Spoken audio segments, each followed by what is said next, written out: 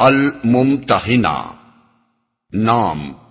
اس سورہ کی آیت نمبر 10 میں حکم دیا گیا ہے کہ جو عورتیں ہجرت کر کے آئیں اور مسلمان ہونے کا دعویٰ کریں ان کا امتحان لیا جائے۔ اسی مناسبت سے اس کا نام الممتحنہ رکھا گیا ہے۔ اس کا تلفظ ممتحنہ بھی کیا جاتا ہے اور ممتحنہ بھی۔ پہلے تلفظ کے لحاظ سے معنی ہے وہ عورت جس کا امتحان لیا جائے، اور دوسرے تلفظ کے لحاظ سے معنی ہے امتحان لینے والی صورت۔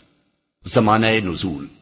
اس میں دو ایسے معاملات پر کلام فرمایا گیا ہے جن کا زمانہ تاریخی طور پر معلوم ہے۔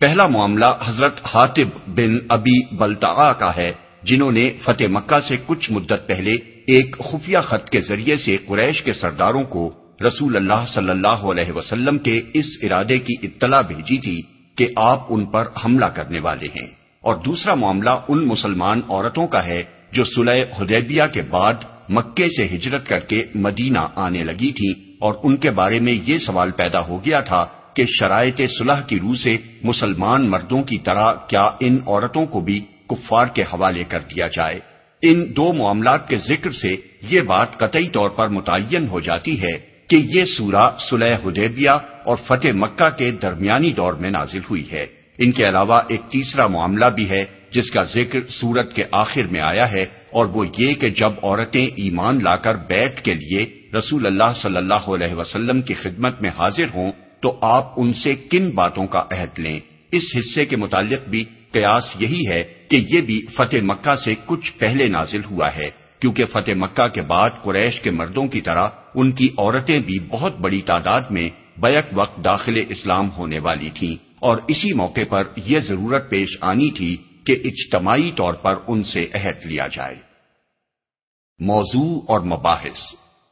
اس سورہ کے 3 حصے ہیں۔ پہلا حصہ آغاز سورہ سے آیت 9 تک چلتا ہے، اور سورت کے خاتمے پر آیت 13 بھی اسی سے تعلق رکھتی ہے۔ اس میں حضرت حاطب بن ابی بلتعہ کے اس فعل پر سخت گرفت کی گئی ہے کہ انہوں نے محض اپنے اہل و عیال کو بچانے کی خاطر رسول اللہ صلی اللہ علیہ وسلم کے ایک نہایت اہم جنگی راز سے دشمنوں کو خبردار کرنے کی کوشش کی تھی، جسے اگر بر وقت ناکام نہ کر دیا گیا ہوتا تو فتح مکہ کے موقع پر بڑا کشت و خون ہوتا، مسلمانوں کی بھی بہت سی قیمتی جانیں ضائع ہوتی، قریش کے بھی بہت سے وہ لوگ مارے جاتے جو بعد میں اسلام کی عظیم خدمات انجام دینے والے تھے، وہ تمام فوائد بھی ضائع ہو جاتے جو مکہ کو پرامن طریقے سے فتح کرنے کی صورت میں حاصل ہو سکتے تھے، اور اتنے عظیم نقصانات صرف اس وجہ سے ہوتے کہ مسلمانوں میں سے ایک شخص اپنے بال بچوں کو جنگ کے خطرات سے محفوظ رکھنا چاہتا تھا۔ اس شدید غلطی پر تنبیہ فرماتے ہوئے اللہ تعالیٰ نے تمام اہل ایمان کو یہ تعلیم دی ہے کہ کسی مومن کو کسی حال میں اور کسی غرض کے لیے بھی اسلام کے دشمن کافروں کے ساتھ محبت اور دوستی کا تعلق نہ رکھنا چاہیے، اور کوئی ایسا کام نہ کرنا چاہیے جو کفر و اسلام کی کشمکش میں کفار کے لیے مفید ہو۔ البتہ جو کافر اسلام اور مسلمانوں کے خلاف عملاً دشمنی اور ایذا رسانی کا برتاؤ نہ کر رہے ہوں، ان کے ساتھ احسان کا رویہ اختیار کرنے میں کوئی مذائقہ نہیں ہے۔ دوسرا حصہ آیات 10 اور 11 پر مشتمل ہے۔ اس میں ایک اہم معاشرتی مسئلے کا فیصلہ کیا گیا ہے جو اس وقت بڑی پیچیدگی پیدا کر رہا تھا۔ مکے میں بہت سی مسلمان عورتیں ایسی تھیں جن کے شوہر کافر تھے، اور وہ کسی نہ کسی طرح ہجرت کر کے مدینہ پہنچ جاتی تھیں۔ اسی طرح مدینے میں بہت سے مسلمان مرد ایسے تھے جن کی بیویاں کافر تھیں اور وہ مکے ہی میں رہ گئی تھیں۔ ان کے بارے میں یہ سوال پیدا ہوتا تھا کہ ان لوگوں کے درمیان رشتہ ازدواج باقی ہے یا نہیں۔ اللہ تعالیٰ نے اس کا ہمیشہ ہمیشہ کے لیے یہ فیصلہ فرما دیا کہ مسلمان عورت کے لیے کافر شوہر حلال نہیں ہے، اور مسلمان مرد کے لیے بھی یہ جائز نہیں کہ وہ مشرک بیوی کو اپنے نکاح میں رکھے۔ یہ فیصلہ بڑے اہم قانونی نتائج رکھتا ہے جن کی تفصیل ہم آگے اپنے حواشی میں بیان کریں گے۔ تیسرا حصہ آیت 12 پر مشتمل ہے، جس میں رسول اللہ صلی اللہ علیہ وسلم کو ہدایت فرمائی گئی ہے کہ جو عورتیں اسلام قبول کریں ان سے آپ ان بڑی بڑی برائیوں سے بچنے کا عہد لیں جو جاہلیت عرب کے معاشرے میں عورتوں کے اندر پھیلی ہوئی تھی، اور اس بات کا اقرار کرائیں کہ آئندہ وہ بھلائی کے ان تمام طریقوں کی پیروی کریں گی جن کا حکم اللہ کے رسول کی طرف سے ان کو دیا جائے۔ بسم اللہ الرحمن الرحیم. شروع اللہ کے نام سے جو رحمان و رحیم ہے. یا ایھا الذین آمنوا لا تتخذوا عدوی وعدوکم اولیاء تلقون الیہم بالمودة وقد كفروا بما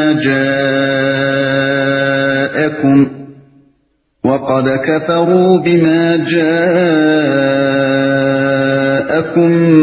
من الحق يخرجون الرسول وإياكم أن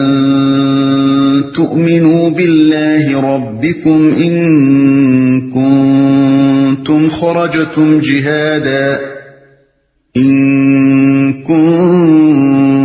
خرجتم جهادا في سبيلي وابتغاء مرضاتي تسرون إليهم بالمودة وأنا أعلم بما أخفيتم وما أعلنتم ومن يفعله منكم فقد ضل سواء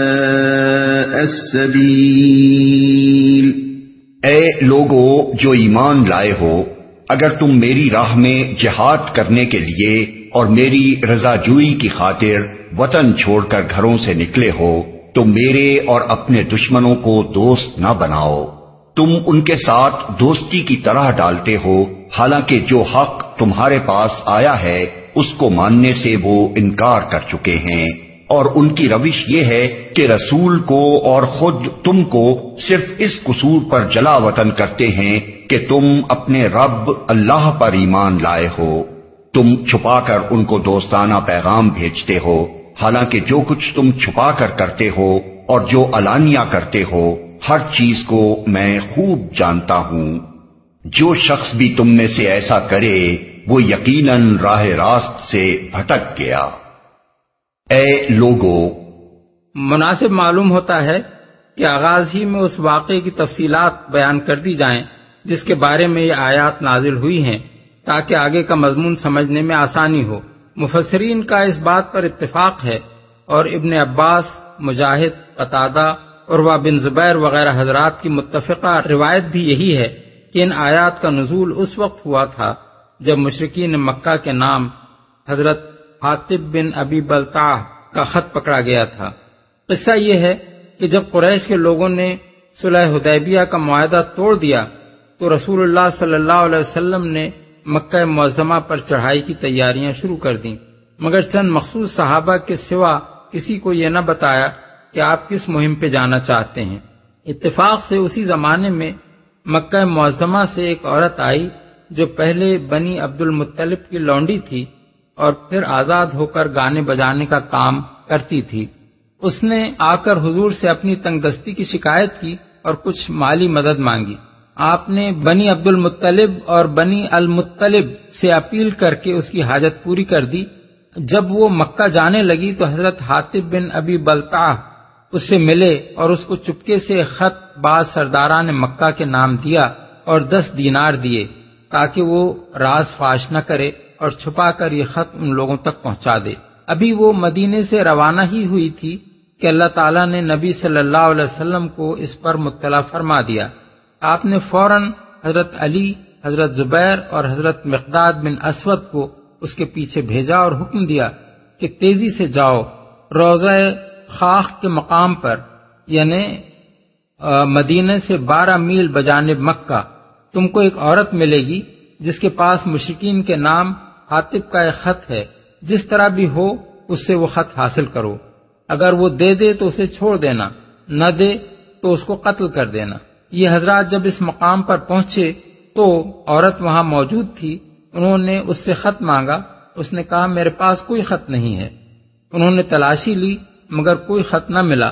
آخر کو انہوں نے کہا کہ خط ہمارے حوالے کرو ورنہ ہم برہنہ کر کے تیری تلاشی لیں گے.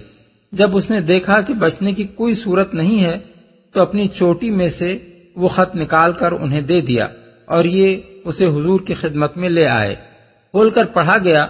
تو اس میں قریش کے لوگوں کو یہ اطلاع دی گئی تھی کہ رسول اللہ صلی اللہ علیہ وسلم تم پر چڑھائی کی تیاری کر رہے ہیں۔ مختلف روایات میں خط کے الفاظ مختلف نقل ہوئے ہیں، مگر مدعا سب کا یہی ہے۔ حضور نے حضرت حاطب سے پوچھا، یہ کیا حرکت ہے؟ انہوں نے عرض کیا، آپ میرے معاملے میں جلدی نہ فرمائیں، میں نے جو کچھ کیا ہے اس بنا پر نہیں کیا ہے کہ میں کافر و مرتد ہو گیا ہوں اور اسلام کے بعد اب کفر کو پسند کرنے لگا ہوں۔ اصل بات یہ ہے کہ میرے اقربا مکے میں مقیم ہیں، میں قریش کے قبیلے کا آدمی نہیں ہوں بلکہ بعض قریشیوں کی سرپرستی میں وہاں آباد ہوا ہوں۔ مہاجرین میں سے دوسرے جن لوگوں کے اہل و عیال مکے میں ہیں ان کو تو ان کا قبیلہ بچا لے گا، مگر میرا کوئی قبیلہ وہاں نہیں ہے جسے کوئی بچانے والا ہو، اس لیے میں نے یہ خط اس خیال سے بھیجا تھا کہ قریش والوں پر میرا ایک احسان رہے جس کا لحاظ کر کے وہ میرے بال بچوں کو نہ چھیڑیں۔ حضرت حاطب کے بیٹے عبد الرحمن کی روایت یہ ہے کہ اس وقت حضرت حاطب کے بچے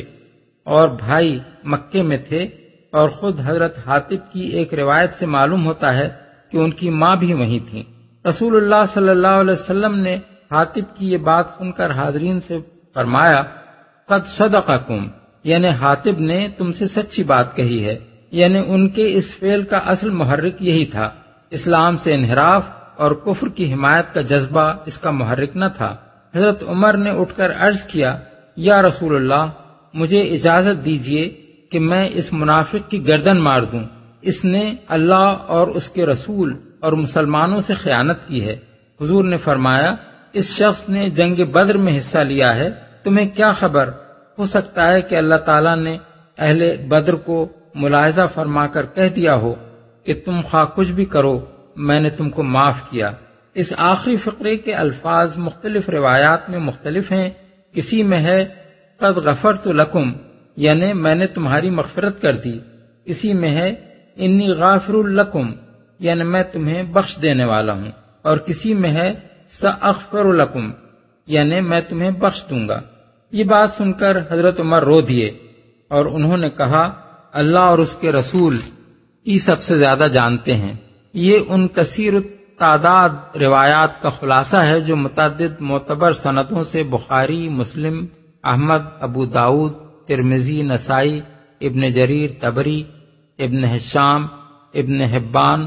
اور ابن ابی حاتم نے نقل کی ہیں۔ ان میں سب سے زیادہ مستند روایت وہ ہے جو خود حضرت علی کی زبان سے ان کے کاتب یعنی سیکریٹری عبید اللہ بن ابی رافع نے سنی، اور ان سے حضرت علی کے پوتے حسن بن محمد بن حنفیہ نے سن کر بات کے راویوں تک پہنچائی۔ ان میں سے کسی روایت میں بھی یہ تصریح نہیں ہے کہ حضرت حاطب کا یہ عذر سن کر ان کو معاف کر دیا گیا، لیکن کسی ذریعے سے یہ بھی نہیں معلوم ہوتا کہ انہیں کوئی سزا دی گئی، اسی لیے علماء امت نے یہی سمجھا ہے کہ حضرت حاطب کا عذر قبول کر کے انہیں چھوڑ دیا گیا تھا۔ إن يثقفوكم يكونوا لكم أعداء ويبسطوا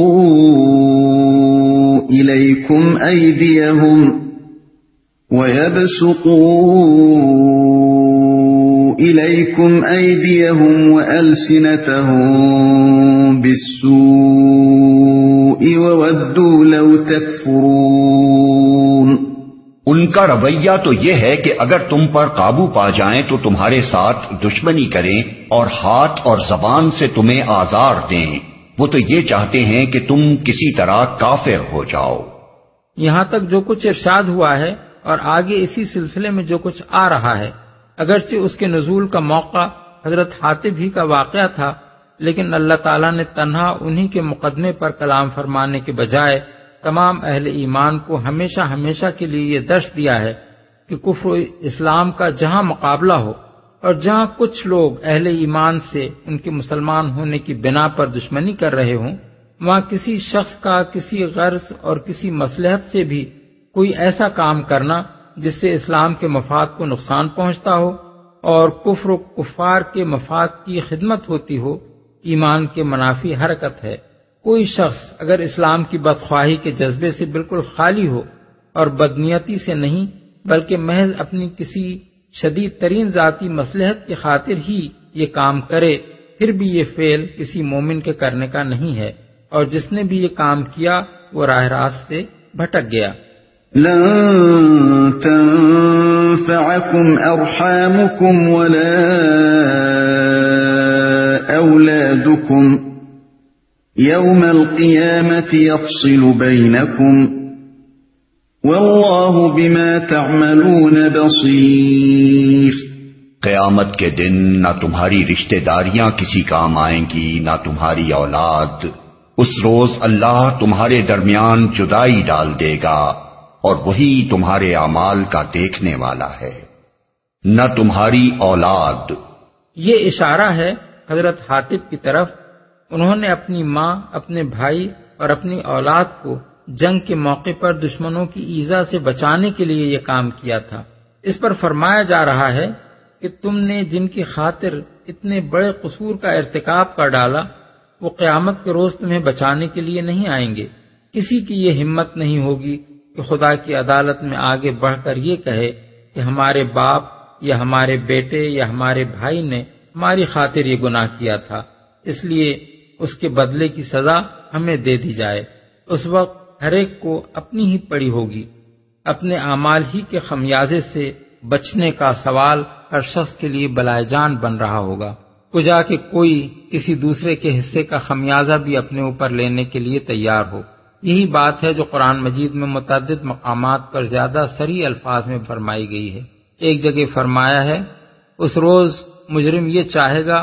کہ اپنی اولاد، اپنی بیوی، اپنے بھائی، اپنی حمایت کرنے والے خاندان اور دنیا بھر کے لوگوں کو بھی اگر فدیے میں دے کر عذاب سے چھوٹ سکتا ہو تو انہیں بھیٹ چڑھا دے اور خود چھوٹ جائے۔ سورہ المعارج آیات 11-14۔ دوسری جگہ فرمایا اس روز آدمی اپنے بھائی، اپنی ماں، اپنے باپ، اپنی بیوی اور اپنی اولاد سے بھاگے گا، ہر ایک اپنے ہی حال میں ایسا گرفتار ہوگا جس میں اسے کسی کا ہوش نہ ہوگا۔ سورہ عبس آیت 34-37۔ جدائی ڈال دے گا، یعنی دنیا کے تمام رشتے، تعلقات اور رابطے وہاں توڑ دیے جائیں گے۔ جتھوں اور پارٹیوں اور خاندانوں کی شکل میں لوگوں کا محاسبہ نہ ہوگا، بلکہ ایک ایک فرد اپنی ذاتی حیثیت میں پیش ہوگا اور ہر ایک کو اپنا ہی حساب دینا پڑے گا۔ اس لیے دنیا میں کسی شخص کو بھی کسی قرابت یا دوستی یا جتھا بندی کی خاطر کوئی ناجائز کام نہیں کرنا چاہیے، کیونکہ اپنے کیے کی سزا اس کو خود ہی بھگتنی ہوگی، اس کی ذاتی ذمہ داری میں کوئی دوسرا شریک نہ ہوگا۔ اعمال کا دیکھنے والا ہے۔ حضرت حاطب کے اس مقدمے سے جس کی تفصیل اوپر ہم نے نقل کی ہے اور ان آیات سے جو اس واقعے کے بارے میں نازل ہوئی ہیں، حسب ذیل نتائج برآمد ہوتے ہیں۔ نمبر 1، قطع نظر اس کے کہ کرنے والے نے کس نیت سے کیا، بجائے خود یہ فعل صریحاً ایک جاسوسی کا فعل تھا، اور جاسوسی بھی بڑے نازک موقع پر سخت خطرناک نوعیت کی تھی کہ حملے سے پہلے بے خبر دشمن کو خبردار کیا گیا تھا۔ پھر معاملہ شبہ کا بھی نہ تھا، بلکہ ملزم کے اپنے ہاتھ کا لکھا ہوا خط پکڑ لیا گیا تھا، جس کے بعد کسی ثبوت کی حاجت نہ تھی۔ حالات بھی زمانہ امن کے نہیں، زمانہ جنگ کے تھے، مگر اس کے باوجود نبی صلی اللہ علیہ وسلم نے حضرت حاطب کو صفائی کا موقع دیے بغیر نظر بند نہیں کر دیا، اور صفائی کا موقع بھی ان کو بند کمرے میں نہیں بلکہ کھلی عدالت میں برسر عام دیا۔ اس سے صاف معلوم ہوتا ہے کہ اسلام میں ایسے قوانین اور قواعد و ضوابط کی کوئی گنجائش نہیں ہے جن کی روح سے کسی حالت میں حکام کو یہ حق پہنچتا ہو کہ کسی شخص کو محض اپنے علم یا شبہ کی بنا پر قید کر دیں، اور بند کمرے میں خفیہ طریقے پر مقدمہ چلانے کا طریقہ بھی اسلام میں نہیں ہے۔ نمبر 2، حضرت حاطب نہ صرف مہاجرین میں سے تھے بلکہ اہل بدر میں شامل تھے، جنہیں صحابہ کے اندر بھی ایک امتیازی مقام حاصل تھا، مگر اس کے باوجود ان سے اتنا بڑا جرم سرزد ہو گیا، اور اس پر اللہ تعالیٰ نے قرآن میں اس شدت کے ساتھ گرفت فرمائی جسے اوپر کی آیات میں دیکھا جا سکتا ہے۔ احادیث میں بھی ان کا قصہ پوری تفصیل کے ساتھ نقل کیا گیا ہے، اور مفسرین میں سے بھی شاید ہی کوئی ہو جس نے اس کا ذکر نہ کیا ہو۔ یہ من جملہ ان بہت سے شواہد کے ہے جن سے ثابت ہوتا ہے کہ صحابہ بے خطا نہیں تھے، ان سے بھی بشری کمزوریوں کی بنا پر خطائیں سرزد ہو سکتی تھیں اور عملاً ہوئیں، اور ان کے احترام کی جو تعلیم اللہ اور اس کے رسول نے دی ہے، کم از کم اس کا تقاضا ہرگز یہ نہیں ہے کہ ان میں سے کسی سے اگر کوئی غلط کام سرزد ہوا ہو تو اس کا ذکر نہ کیا جائے، ورنہ ظاہر ہے کہ اگر اس کا تقاضا یہ ہوتا تو نہ اللہ تعالیٰ اپنی کتاب میں ان کا ذکر کرتا اور نہ صحابہ کرام اور تابعین اور محدثین و مفسرین اپنی روایات میں ان کی تفصیلات بیان کرتے۔ نمبر 3، حضرت حاتب کے مقدمے میں حضرت عمر نے جس رائے کا اظہار کیا وہ ان کے فعل کی ظاہری صورت کے لحاظ سے تھا۔ ان کا استدلال یہ تھا کہ فعل ایسا ہے جو صریحاً اللہ اور اس کے رسول اور مسلمانوں کے ساتھ خیانت کی نوعیت رکھتا ہے، اس لیے حاتب منافق اور واجب القتل ہیں، لیکن رسول اللہ صلی اللہ علیہ وسلم نے ان کے اس نقطۂ نظر کو رد فرما دیا اور اسلامی شریعت کا اصل نقطۂ نظر یہ بتایا کہ محض فعل کی ظاہری شکل پر ہی فیصلہ نہیں کر دینا چاہیے، بلکہ یہ بھی دیکھنا چاہیے کہ جس شخص سے وہ صادر ہوا ہے اس کی پچھلی زندگی اور مجموعی سیرت کیا شہادت دیتی ہے اور قرائن کس بات پر دلالت کرتے ہیں۔ فعل کی شکل بلا شبہ جاسوسی کی ہے، مگر کیا اسلام اور اہل اسلام کے ساتھ فاعل کا آج تک کا رویہ یہی بتا رہا ہے کہ یہ شخص یہ کام اللہ اور رسول اور مسلمانوں کے ساتھ خیانت کی نیت سے کر سکتا تھا؟ وہ ان لوگوں میں سے ہے جنہوں نے ایمان کی خاطر ہجرت کی، کیا خلوص کے بغیر وہ اتنی بڑی قربانی کر سکتا تھا؟ اس نے جنگ بدر جیسے نازک موقع پر جبکہ دشمنوں کی 3 گنی اور بہت زیادہ مسلح طاقت سے مقابلہ درپیش تھا، ایمان کی خاطر اپنی جان لڑائی۔ کیا ایسے شخص کا اخلاص مشتبہ ہو سکتا ہے؟ یا اس کے بارے میں یہ باور کیا جا سکتا ہے کہ اس کے دل میں کفار قریش کی طرف کوئی ادنا سا میلان بھی موجود ہے؟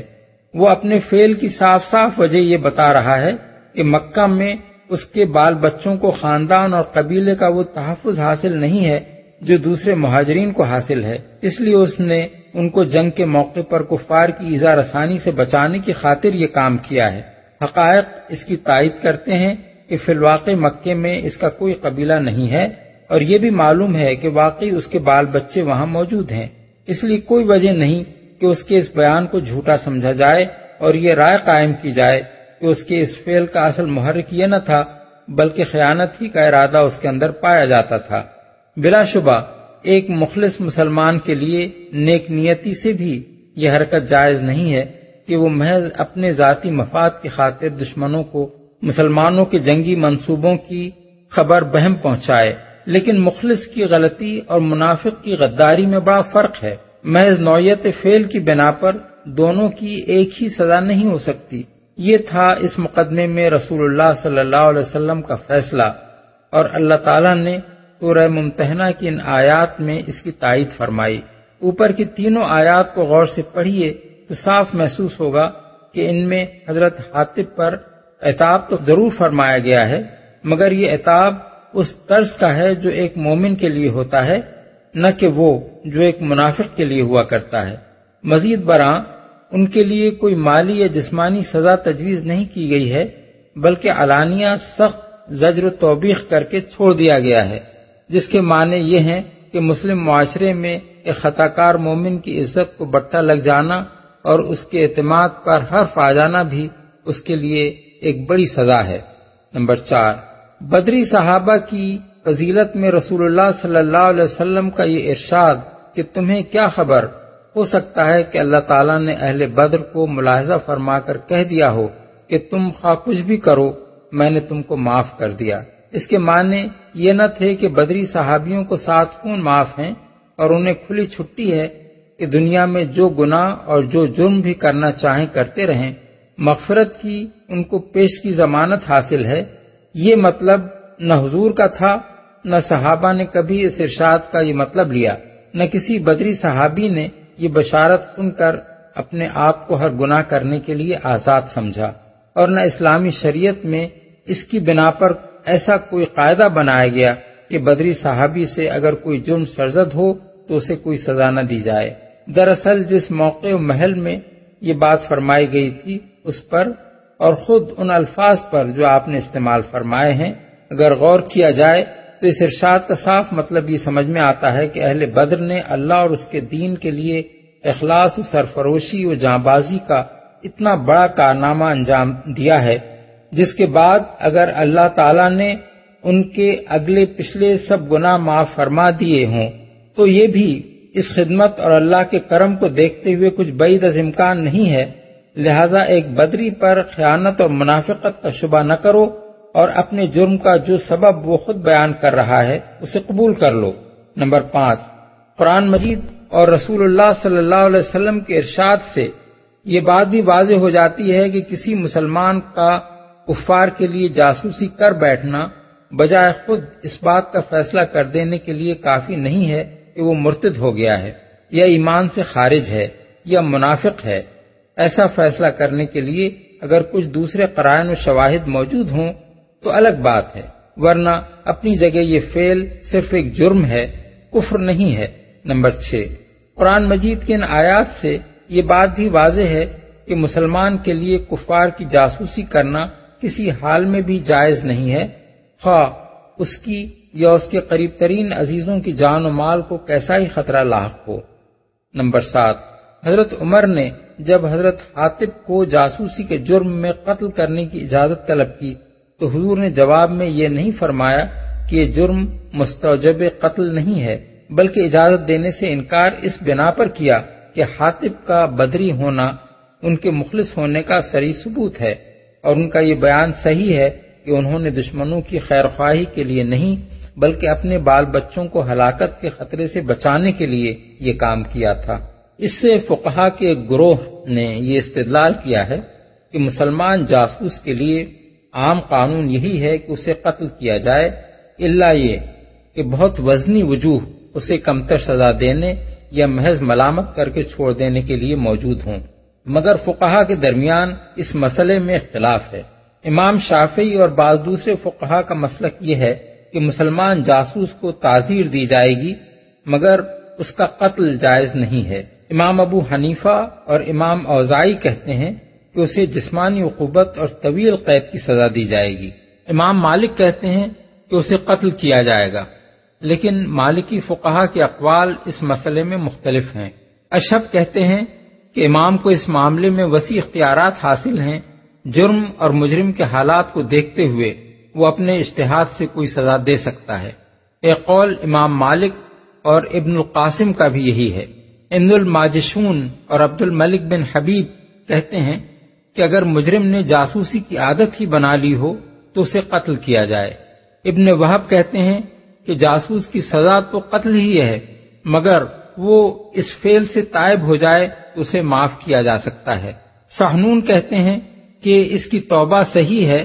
یا محض فریب، اس کا علم آخر کیسے ہو سکتا ہے، اس لیے اسے قتل ہی کیا جانا چاہیے۔ ابن القاسم کا بھی ایک قول اس کی تائید میں ہے، اور اسبغ کہتے ہیں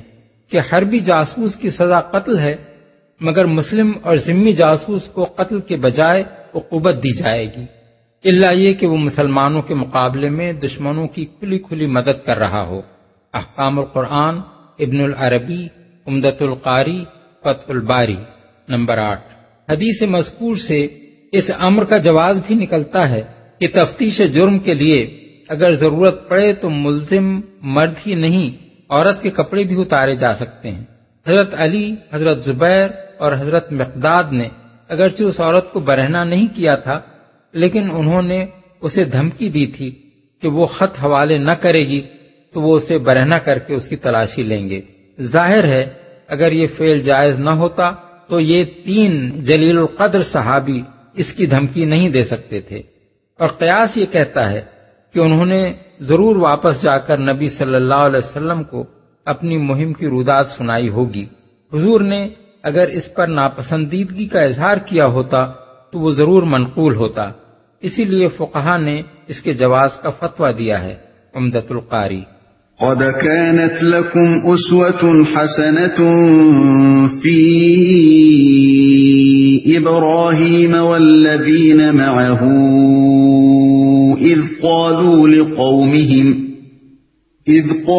لقومهم إنا براء منكم ومما تعبدون من دون الله كفرنا عليكم وبدا بيننا وبينكم العداوة والبغضاء أبدا حتى تؤمنوا بالله وحده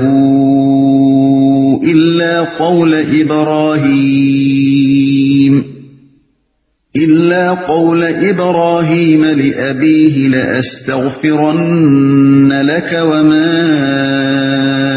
أملك لك من الله من شيء ربنا عليك توكلنا وإليك أنبنا وإليك المصير۔ تم لوگوں کے لیے ابراہیم اور اس کے ساتھیوں میں ایک اچھا نمونہ ہے کہ انہوں نے اپنی قوم سے صاف کہہ دیا، ہم تم سے اور تمہارے ان معبودوں سے جن کو تم خدا کو چھوڑ کر پوجتے ہو قطعی بیزار ہیں۔ ہم نے تم سے کفر کیا اور ہمارے اور تمہارے درمیان ہمیشہ کے لیے عداوت ہو گئی اور بیر پڑ گیا جب تک تم اللہ واحد پر ایمان نہ لاؤ۔ مگر ابراہیم کا اپنے باپ سے یہ کہنا اس سے مستثنا ہے کہ میں آپ کے لیے مغفرت کی درخواست ضرور کروں گا اور اللہ سے آپ کے لیے کچھ حاصل کر لینا میرے بس میں نہیں ہے۔ اور ابراہیم و اصحاب ابراہیم کی دعا یہ تھی، اے ہمارے رب، تیرے ہی اوپر ہم نے بھروسہ کیا اور تیری ہی طرف ہم نے رجوع کر لیا اور تیرے ہی حضور ہمیں پلٹنا ہے۔ ہم نے تم سے کفر کیا، یعنی ہم تمہارے کافر ہیں، نہ تمہیں حق پر مانتے ہیں نہ تمہارے دین کو۔ اللہ پر ایمان کا لازمی تقاضا طاغوت سے کفر ہے۔ فمن یکفر بالطاغوت ویؤمن باللہ فقد استمسک بالعروۃ الوثقی لا انفصام لہا، یعنی پس جو شخص طاغوت سے کفر کرے اور اللہ پر ایمان لے آئے اس نے در حقیقت مضبوط سہارا تھام لیا جو ٹوٹنے والا نہیں ہے۔ سورہ البقرہ آیت 256۔ میرے بس میں نہیں ہے۔ دوسرے الفاظ میں اس کا مطلب یہ ہے کہ تمہارے لیے حضرت ابراہیم کی یہ بات تو قابل تقلید ہے کہ انہوں نے اپنی کافر و مشرک قوم سے صاف صاف بیزاری اور قطع تعلق کا اعلان کر دیا، مگر ان کی یہ بات تقلید کے قابل نہیں ہے کہ انہوں نے اپنے مشرک باپ کے لیے مغفرت کی دعا کرنے کا وعدہ کیا اور عملاً اس کے حق میں دعا کی، اس لیے کہ کافروں کے ساتھ محبت اور ہمدردی کا اتنا تعلق بھی اہل ایمان کو نہ رکھنا چاہیے۔ سورہ توبہ آیت 113 میں اللہ تعالیٰ کا صاف صاف ارشاد ہے،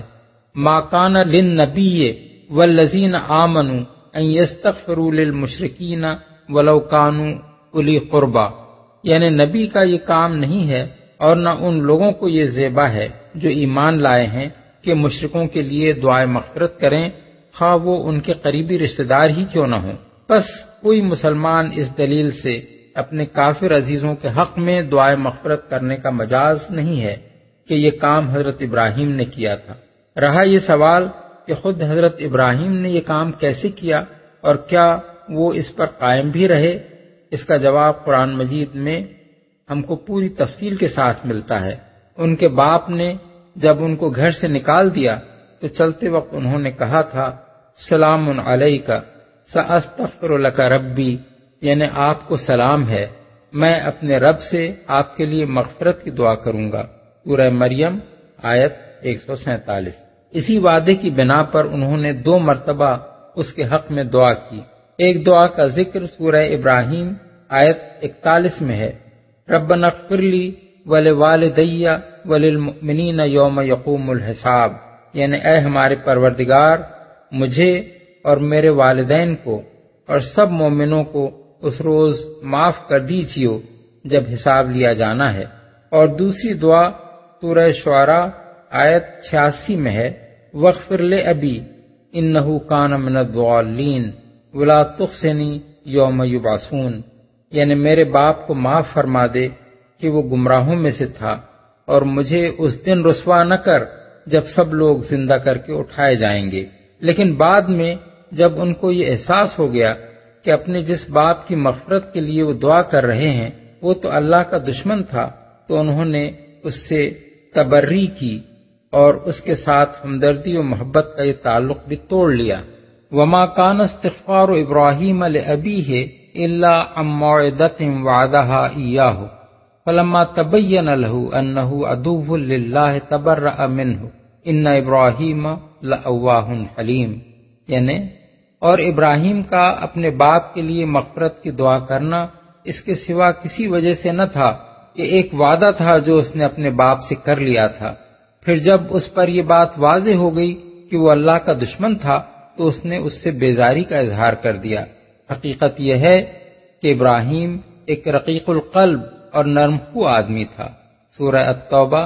آیت 114۔ ان آیات پر غور کرنے سے یہ اصولی حقیقت واضح ہو جاتی ہے کہ انبیاء کا صرف وہی عمل قابل تقلید ہے جس پر وہ آخر وقت تک قائم رہے ہوں، رہے ان کے وہ اعمال جن کو انہوں نے بعد میں خود چھوڑ دیا ہو، یا جن پر اللہ تعالیٰ نے انہیں قائم نہ رہنے دیا ہو، یا جن کی ممانعت اللہ کی شریعت میں وارد ہو چکی ہو، وہ قابل تقلید نہیں ہے، اور کوئی شخص اس حجت سے ان کے ایسے اعمال کی پیروی نہیں کر سکتا کہ یہ فلاں نبی کا عمل ہے۔ یہاں ایک اور سوال بھی پیدا ہوتا ہے جو آدمی کے ذہن میں کھٹک پیدا کر سکتا ہے۔ آیت زیر بحث میں اللہ تعالیٰ نے حضرت ابراہیم کے جس قول کو قابل تقلید نمونہ ہونے سے مستثنا قرار دیا ہے اس کے دو حصے ہیں۔ ایک حصہ یہ ہے کہ انہوں نے اپنے باپ سے کہا میں آپ کے لیے مغفرت کی دعا کروں گا، اور دوسرا حصہ یہ کہ میرے بس میں کچھ نہیں ہے کہ اللہ سے آپ کو معافی دلوا دوں۔ ان میں سے پہلی بات کا قابل تقلید نہ ہونا تو سمجھ میں آتا ہے، مگر دوسری بات میں کیا خرابی ہے کہ اسے بھی نمونہ قابل تقلید ہونے سے مستثنا کر دیا گیا، حالانکہ وہ بجائے خود حق بات ہے۔ اس کا جواب یہ ہے کہ حضرت ابراہیم کا یہ قول استثناء میں اس وجہ سے داخل ہوا ہے کہ جب کوئی شخص کسی سے ایک کام کا وعدہ کرنے کے بعد یہ کہتا ہے کہ اس سے زیادہ تیرے لیے کچھ کرنا میرے بس میں نہیں ہے، تو اس سے خود بخود یہ مطلب نکلتا ہے کہ اگر اس سے زیادہ کچھ کرنا اس کے بس میں ہوتا تو وہ شخص اس کی خاطر وہ بھی کرتا۔ یہ بات اس آدمی کے ساتھ اس شخص کے ہمدردانہ تعلق کو اور بھی زیادہ شدت کے ساتھ ظاہر کرتی ہے۔ اسی بنا پر حضرت ابراہیم کا یہ دوسرا قول بھی استثناء میں شامل کیے جانے کا مستحق تھا، اگرچہ اس کا یہ مضمون بجائے خود برحق تھا کہ اللہ سے کسی کی مغفرت کروا دینا ایک نبی تک کے اختیار سے باہر ہے۔ علامہ آلوسی نے بھی روح المعانی میں اس سوال کا یہی جواب دیا ہے۔ ربنا لا تجعلنا فتنة للذين كفروا واغفر لنا ربنا إنك أنت العزيز الحكيم۔ اے ہمارے رب ہمیں کافروں کے لیے فتنہ نہ بنا دے،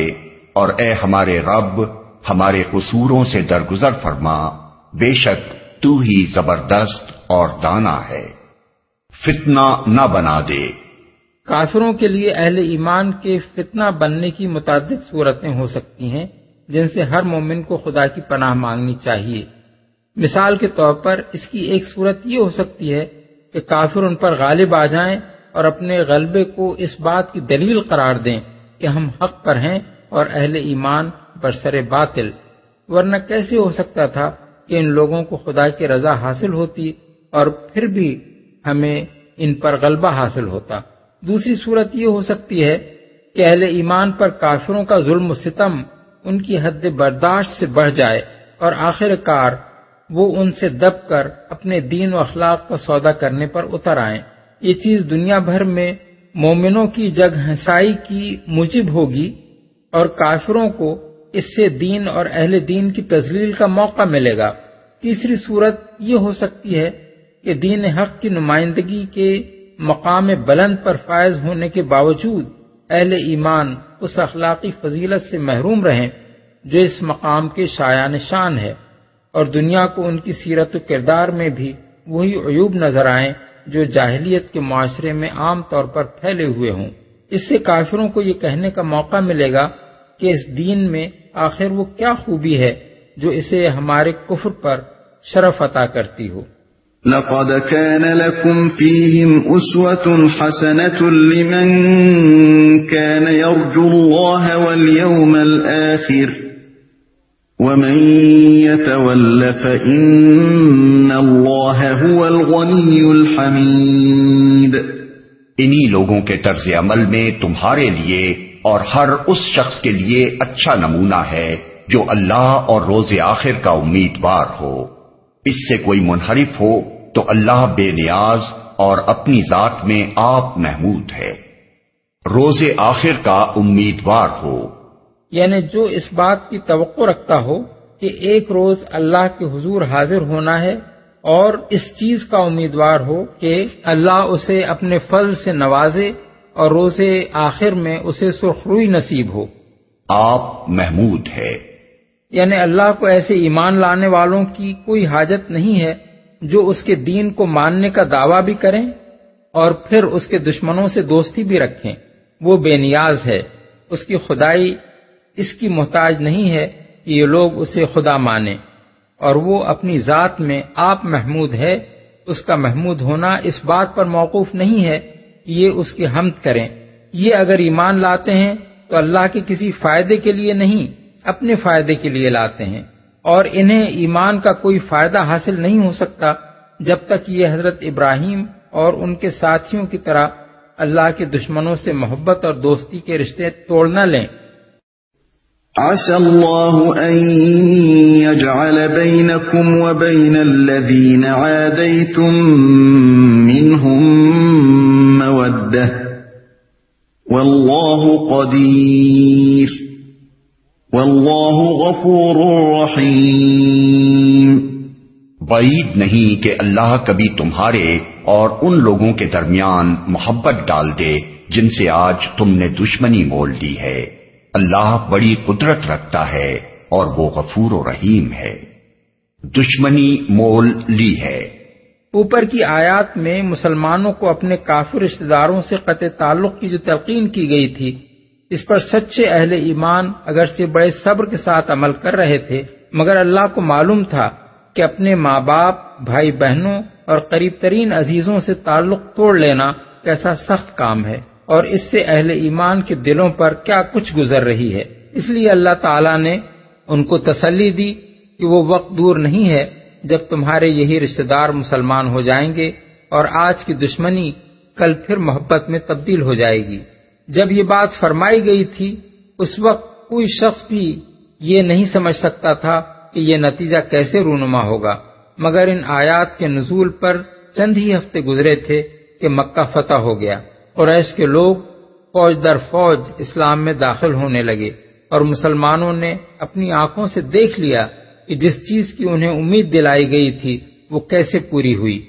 لا ينهاكم الله عن الذين لم يقاتلوكم في الدين ولم يخرجوكم من دياركم أن تبروهم وتقسطوا إليهم ان اللہ يحب المقسطین۔ اللہ تمہیں اس بات سے نہیں روکتا کہ تم ان لوگوں کے ساتھ نیکی اور انصاف کا برتاؤ کرو جنہوں نے دین کے معاملے میں تم سے جنگ نہیں کی ہے اور تمہیں تمہارے گھروں سے نہیں نکالا ہے۔ اللہ انصاف کرنے والوں کو پسند کرتا ہے۔ اس مقام پر ایک شخص کے ذہن میں یہ شبہ پیدا ہو سکتا ہے کہ دشمنی نہ کرنے والے کافروں کے ساتھ نیک برتاؤ تو خیر ٹھیک ہے، مگر کیا انصاف بھی صرف انہی کے لیے مخصوص ہے، اور کیا دشمن کافروں کے ساتھ بے انصافی کرنی چاہیے؟ اس کا جواب یہ ہے کہ سیاق و سباق میں دراصل انصاف ایک خاص مفہوم میں استعمال ہوا ہے۔ اس کا مطلب یہ ہے کہ جو شخص تمہارے ساتھ عداوت نہیں برتتا، انصاف کا تقاضا یہ ہے کہ تم بھی اس کے ساتھ عداوت نہ برتو۔ دشمن اور غیر دشمن کو ایک درجے میں رکھنا اور دونوں سے ایک ہی سا سلوک کرنا انصاف نہیں ہے۔ تمہیں ان لوگوں کے ساتھ سخت رویہ اختیار کرنے کا حق ہے جنہوں نے ایمان لانے کی پاداش میں تم پر ظلم توڑے اور تم کو وطن سے نکل جانے پر مجبور کیا، اور نکالنے کے بعد بھی تمہارا پیچھا نہ چھوڑا۔ مگر جن لوگوں نے اس ظلم میں کوئی حصہ نہیں لیا، انصاف یہ ہے کہ تم ان کے ساتھ اچھا برتاؤ کرو اور رشتے اور برادری کے لحاظ سے ان کے جو حقوق تم پر عائد ہوتے ہیں انہیں ادا کرنے میں کمی نہ کرو۔ انما ينهاكم الله عن الذين قاتلوكم في الدين واخرجوكم من دياركم وظاهروا على اخراجكم ان تولوهم ومن يتولهم فاولئك هم الظالمون۔ وہ تمہیں جس بات سے روکتا ہے وہ تو یہ ہے کہ تم ان لوگوں سے دوستی کرو جنہوں نے تم سے دین کے معاملے میں جنگ کی ہے اور تمہیں تمہارے گھروں سے نکالا ہے اور تمہارے اخراج میں ایک دوسرے کی مدد کی ہے۔ ان سے جو لوگ دوستی کریں وہی ظالم ہیں۔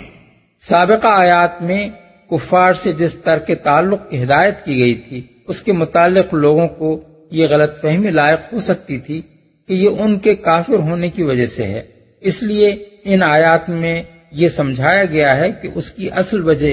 ان کا کفر نہیں بلکہ اسلام اور اہل اسلام کے ساتھ ان کی عداوت اور ان کی ظالمانہ روش ہے۔ لہذا مسلمانوں کو دشمن کافر اور غیر دشمن کافر میں فرق کرنا چاہیے اور ان کافروں کے ساتھ احسان کا برتاؤ کرنا چاہیے جنہوں نے کبھی ان کے ساتھ کوئی برائی نہ کی ہو۔ اس کی بہترین تشریح وہ واقعہ ہے جو حضرت اسماء بنت ابی بکر اور ان کی کافر ماں کے درمیان پیش آیا تھا۔ حضرت ابو بکر کی ایک بیوی قتیلہ بنت عبد العزیٰ کافرہ تھیں اور ہجرت کے بعد مکہ ہی میں رہ گئی تھیں۔ حضرت اسماء انہی کے بطن سے پیدا ہوئی تھیں۔ صلح حدیبیہ کے بعد جب مدینہ اور مکہ کے درمیان آمد و رفت کا راستہ کھل گیا تو وہ بیٹی سے ملنے کے لیے مدینہ آئیں اور کچھ تحفہ تحائف بھی لائیں۔ حضرت اسماء کی اپنی روایت یہ ہے کہ میں نے جا کر رسول اللہ صلی اللہ علیہ وسلم سے پوچھا اپنی ماں سے مل لوں اور کیا میں ان سے صلہ رحمی بھی کر سکتی ہوں؟ حضور نے جواب دیا اس سے صلہ رحمی کرو۔ مسند احمد، بخاری، مسلم۔ حضرت اسماء کے صاحبزادے عبداللہ بن زبیر اس واقعے کی مزید تفصیل یہ بیان کرتے ہیں کہ پہلے حضرت اسماء نے ماں سے ملنے سے انکار کر دیا تھا، بعد میں جب اللہ اور اس کے رسول کی اجازت مل گئی تب وہ ان سے ملیں۔ مسند احمد، ابن جریر، ابن ابی حاتم۔ اس سے خود بخود یہ نتیجہ نکلتا ہے کہ ایک مسلمان کے لیے اپنے کافر ماں باپ کی خدمت کرنا اور اپنے کافر بھائی بہنوں اور رشتہ داروں کی مدد کرنا جائز ہے جبکہ وہ دشمن اسلام نہ ہوں، اور اسی طرح ذمہ مساکین پر صدقات بھی صرف کیے جا سکتے ہیں۔ احکام القرآن للجساس، روح المعانی۔ یا ایھا الذین آمنوا اذا جاءکم المؤمنات مہاجرات فامتحنوہن اللہ اعلم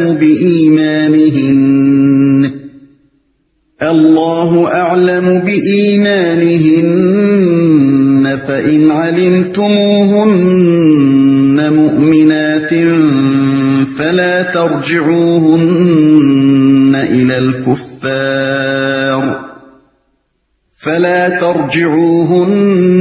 إلى الكفار لا هن حل لهم ولا هم يحلون لهن وآتوهم ما أنفقوا ولا جناح عليكم أن تنكحوهن إذا آتيتموهن أجورهن ولا تمسكوا بعصم الكوافر واسألوا ما أنفقتم وليسألوا ما أنفقوا ذلكم حكم الله يحكم بينكم واللہ علیم حکیم۔ اے لوگو جو ایمان لائے ہو، جب مومن عورتیں ہجرت کر کے تمہارے پاس آئیں تو ان کے مومن ہونے کی جانچ پڑتال کر لو، اور ان کے ایمان کی حقیقت اللہ ہی بہتر جانتا ہے۔ پھر جب تمہیں معلوم ہو جائے کہ وہ مومن ہیں تو انہیں کفار کی طرف واپس نہ کرو نہ وہ کفار کے لیے حلال ہیں اور نہ کفار ان کے لیے حلال۔ ان کے کافر شوہروں نے جو مہر ان کو دیے تھے وہ انہیں پھیر دو،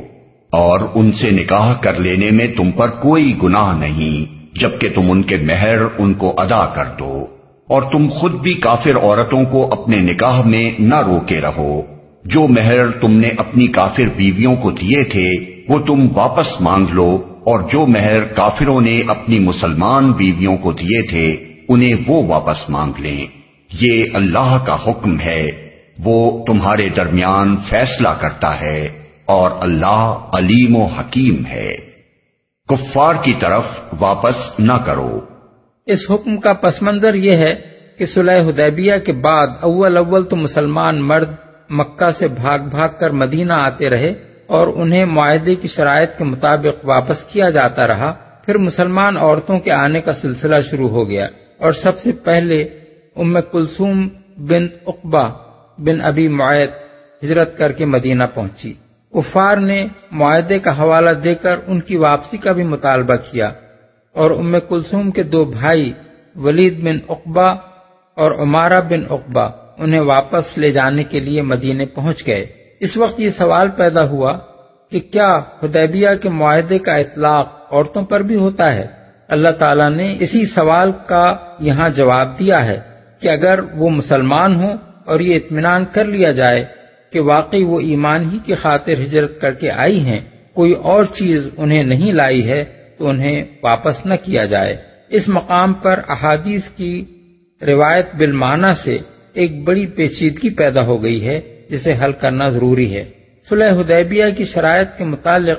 احادیث میں جو روایتیں ہمیں ملتی ہیں وہ اکثر و بیشتر بالمعنی روایات ہیں۔ زیر بحث شرط کے متعلق ان میں سے کسی روایت کے الفاظ یہ ہیں: من جاء منکم لم نردہ علیکم ومن جاءکم منا رددتموہ علینا، یعنی تم میں سے جو شخص ہمارے پاس آئے گا اسے ہم واپس نہ کریں گے، اور ہم میں سے جو تمہارے پاس جائے گا اسے تم واپس کرو گے۔ اسی میں یہ الفاظ ہیں: من اتا رسول اللہ من اصحابہ بغیر اذن ولیہ ردہ علیہ، یعنی رسول اللہ کے پاس ان کے اصحاب میں سے جو شخص اپنے ولی کی اجازت کے بغیر آئے گا اسے وہ واپس کر دیں گے۔ اور کسی میں ہے: من اتا محمدن من قریش بغیر اذن ولیہ ردہ علیہم، قریش میں سے جو شخص محمد کے پاس اپنے ولی کی اجازت کے بغیر جائے گا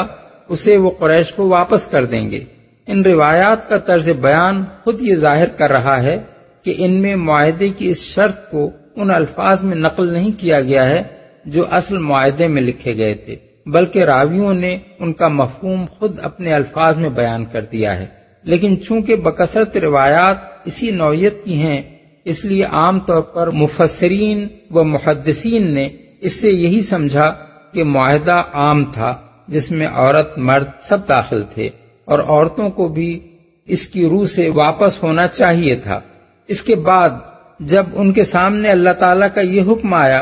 کہ مومن عورتیں واپس نہ کی جائیں، تو ان حضرات نے اس کی یہ تعویل کی کہ اللہ تعالیٰ نے اس آیت میں مومن عورتوں کی حد تک معاہدہ توڑ دینے کا فیصلہ فرما دیا۔ مگر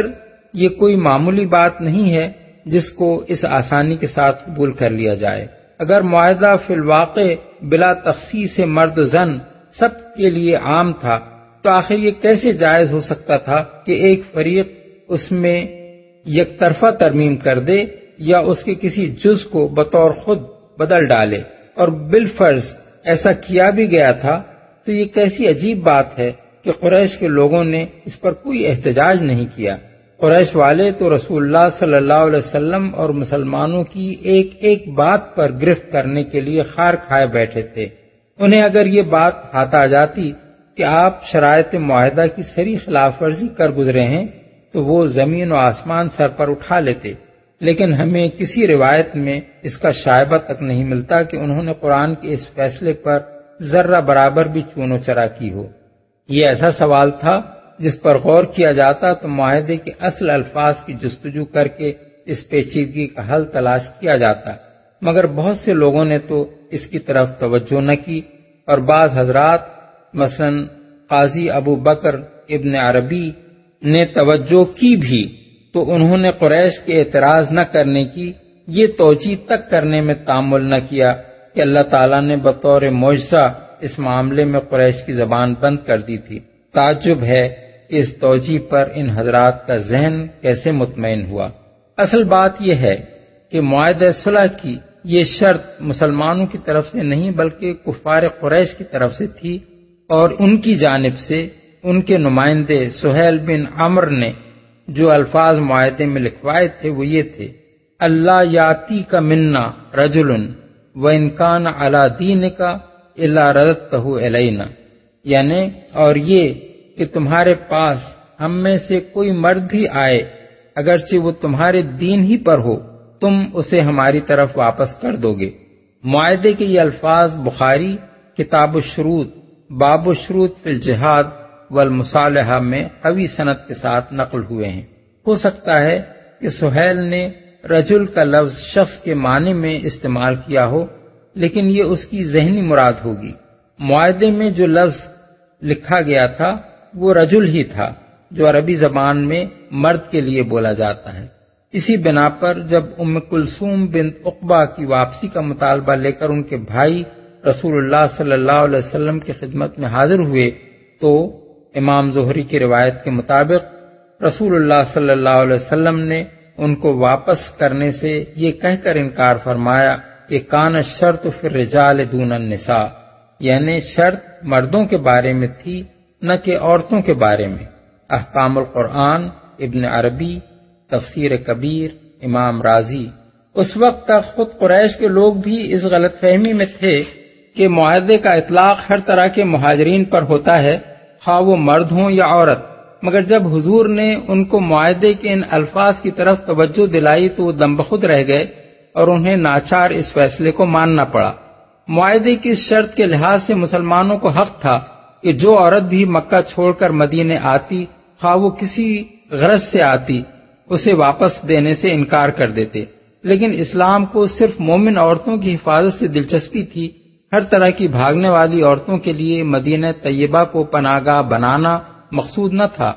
اس لیے اللہ تعالیٰ نے حکم دیا کہ جو عورتیں ہجرت کر کے آئیں اور اپنے مومن ہونے کا اظہار کریں، ان سے پوچھ گچھ کر کے اپنا اطمینان کر لو کہ وہ واقعی ایمان لے کر آئی ہیں، اور جب اس کا اطمینان ہو جائے تو ان کو واپس نہ کرو۔ چنانچہ اس ارشاد الہی پر عمل درآمد کرنے کے لیے جو قاعدہ بنایا گیا وہ یہ تھا کہ جو عورتیں ہجرت کر کے آتی تھیں ان سے پوچھا جاتا تھا کہ کیا وہ اللہ کی توحید اور محمد صلی اللہ علیہ وسلم کی رسالت پر ایمان رکھتی ہیں اور صرف اللہ اور اس کے رسول کی خاطر نکل کر آئی ہیں، کہیں ایسا تو نہیں ہے کہ وہ شوہر سے بگڑ کر گھر سے نکل کھڑی ہوئی ہوں، یا ہمارے ہاں کے کسی مرد کی محبت ان کو لے آئی ہو، یا کوئی اور دنیاوی غرض ان کے اس فعل کی محرک ہوئی ہو۔ ان سوالات کا اطمینان بخش جواب جو عورتیں دے دیتی تھیں صرف ان کو روک لیا جاتا تھا، باقی سب کو واپس کر دیا جاتا تھا۔ ابن جریر، بحوالہ ابن عباس، قتادہ، مجاہد، اکرمہ، ابن زید۔ اس آیت میں قانون شہادت کا بھی ایک اصولی ضابطہ بیان کر دیا گیا ہے، اور اس کی مزید توضیح اس طریقہ کار سے ہو گئی ہے جو رسول اللہ صلی اللہ علیہ وسلم نے اس پر عمل درآمد کے لیے مقرر فرمایا تھا۔ آیت میں 3 باتیں فرمائی گئی ہیں۔ ایک یہ کہ ہجرت کرنے والی جو عورتیں اپنے آپ کو مومن ہونے کی حیثیت سے پیش کریں ان کے ایمان کی جانچ کرو۔ دوسرے یہ کہ ان کے ایمان کی حقیقت کو تو صرف اللہ تعالیٰ ہی جانتا ہے، تمہارے پاس یہ جاننے کا کوئی ذریعہ نہیں ہے کہ وہ حقیقت میں ایمان لائی ہیں۔ تیسرے یہ کہ جانچ پڑتال سے جب تمہیں معلوم ہو جائے کہ وہ مومن ہیں تو انہیں واپس نہ کرو۔ پھر اس حکم کے مطابق ان عورتوں کے ایمان کی جانچ کرنے کے لیے جو طریقہ حضور نے مقرر فرمایا وہ یہ تھا کہ ان عورتوں کے حلفیہ بیان پر اعتماد کیا جائے اور ضروری جرح کر کے یہ اطمینان کر لیا جائے کہ ان کی ہجرت کا محرک ایمان کے سوا کچھ اور نہیں ہے۔ اس سے اول تو یہ قاعدہ معلوم ہوا کہ معاملات کا فیصلہ کرنے کے لیے عدالت کو حقیقت کا علم حاصل ہونا ضروری نہیں ہے، بلکہ صرف وہ علم کافی ہے جو شہادتوں سے حاصل ہوتا ہے۔ دوسری بات یہ معلوم ہوئی کہ ہم ایک شخص کے حلفیہ بیان پر اعتماد کریں گے تا وقت کے کوئی صریح قرینہ اس کے کاذب ہونے پر دلالت نہ کر رہا ہو۔ تیسری بات یہ معلوم ہوئی کہ آدمی اپنے عقیدے اور ایمان کے متعلق خود جو خبر دے رہا ہو ہم اسے قبول کریں گے اور اس بات کی کھوج میں نہ پڑیں گے کہ فی الواقع اس کا وہی عقیدہ ہے جو وہ بیان کر رہا ہے، الا یہ کہ کوئی صریح علامت ہمارے سامنے ایسی ظاہر ہو جائے جو اس کی تردید کر رہی ہو۔ اور چوتھی بات یہ کہ ایک شخص کے جن ذاتی حالات کو دوسرا کوئی نہیں جان سکتا ان پر اسی کے بیان پر بھروسہ کیا جائے گا۔ مثلا طلاق اور عدت کے معاملات میں عورت کے حیض اور طہر کے متعلق اس کا اپنا بیان ہی معتبر ہوگا، خواہ وہ جھوٹ بولے یا سچ۔ انہی قواعد کے مطابق علم حدیث میں بھی ان روایات کو قبول کیا جائے گا جن کے راویوں کا ظاہر حال ان کے راست باز ہونے کی شہادت دے رہا ہو، الا یہ کہ کچھ دوسرے قرائن ایسے موجود ہوں جو کسی روایت کے قبول میں مانع ہوں۔ ان کے مہر ان کو ادا کر دو۔ مطلب یہ ہے کہ ان کے کافر شوہروں کو ان کے جو مہر واپس کیے جائیں گے وہی ان عورتوں کے مہر شمار نہ ہوں گے، بلکہ اب جو مسلمان بھی ان میں سے کسی عورت سے نکاح کرنا چاہے وہ اس کا مہر ادا کرے اور اس سے نکاح کر لے، وہ واپس مانگ لیں۔ ان آیات میں 4 بڑے اہم حکم بیان کیے گئے ہیں جن کا تعلق اسلام کے آئلی قوانین سے بھی ہے اور بین الاقوامی قانون سے بھی۔ اول یہ کہ جو عورت مسلمان ہو جائے وہ اپنے کافر شوہر کے لیے حلال نہیں رہتی اور نہ کافر شوہر اس کے لیے حلال رہتا ہے۔ دوسرے یہ کہ جو منکوحہ عورت مسلمان ہو کر دارالکفر سے دارالاسلام میں ہجرت کرائے اس کا نکاح آپ سے آپ ٹوٹ جاتا ہے، اور جو مسلمان بھی چاہے اس کا مہر دے کر اس سے نکاح کر سکتا ہے۔ تیسرے یہ کہ جو مرد مسلمان ہو جائے اس کے لیے یہ جائز نہیں ہے کہ اس کی بیوی اگر کافر رہے تو وہ اسے اپنے نکاح میں روکے رکھے۔ چوتھے یہ کہ اگر دارالکفر اور دارالاسلام کے درمیان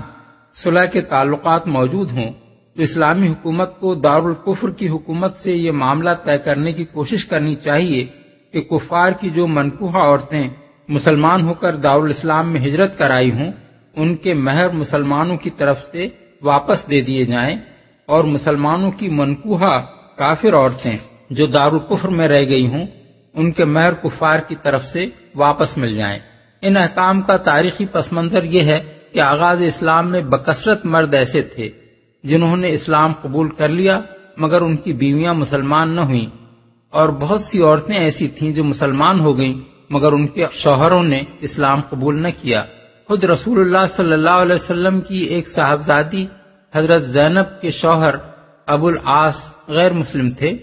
اور کئی سال تک غیر مسلم رہے۔ ابتدائی دور میں ایسا کوئی حکم نہیں دیا گیا تھا کہ مسلمان عورت کے لیے اس کا کافر شوہر اور مسلمان مرد کے لیے اس کی مشرک بیوی حلال نہیں ہے، اس لیے ان کے درمیان ازدواجی رشتے برقرار رہے۔ ہجرت کے بعد بھی کئی سال تک یہ صورتحال رہی کہ بہت سی عورتیں مسلمان ہو کر ہجرت کر آئیں اور ان کے کافر شوہر دارالکفر میں رہے، اور بہت سے مسلمان مرد ہجرت کر کے آ گئے اور ان کی کافر بیویاں دارالکفر میں رہ گئیں، مگر اس کے باوجود ان کے درمیان رشتہ ازدواج قائم رہا۔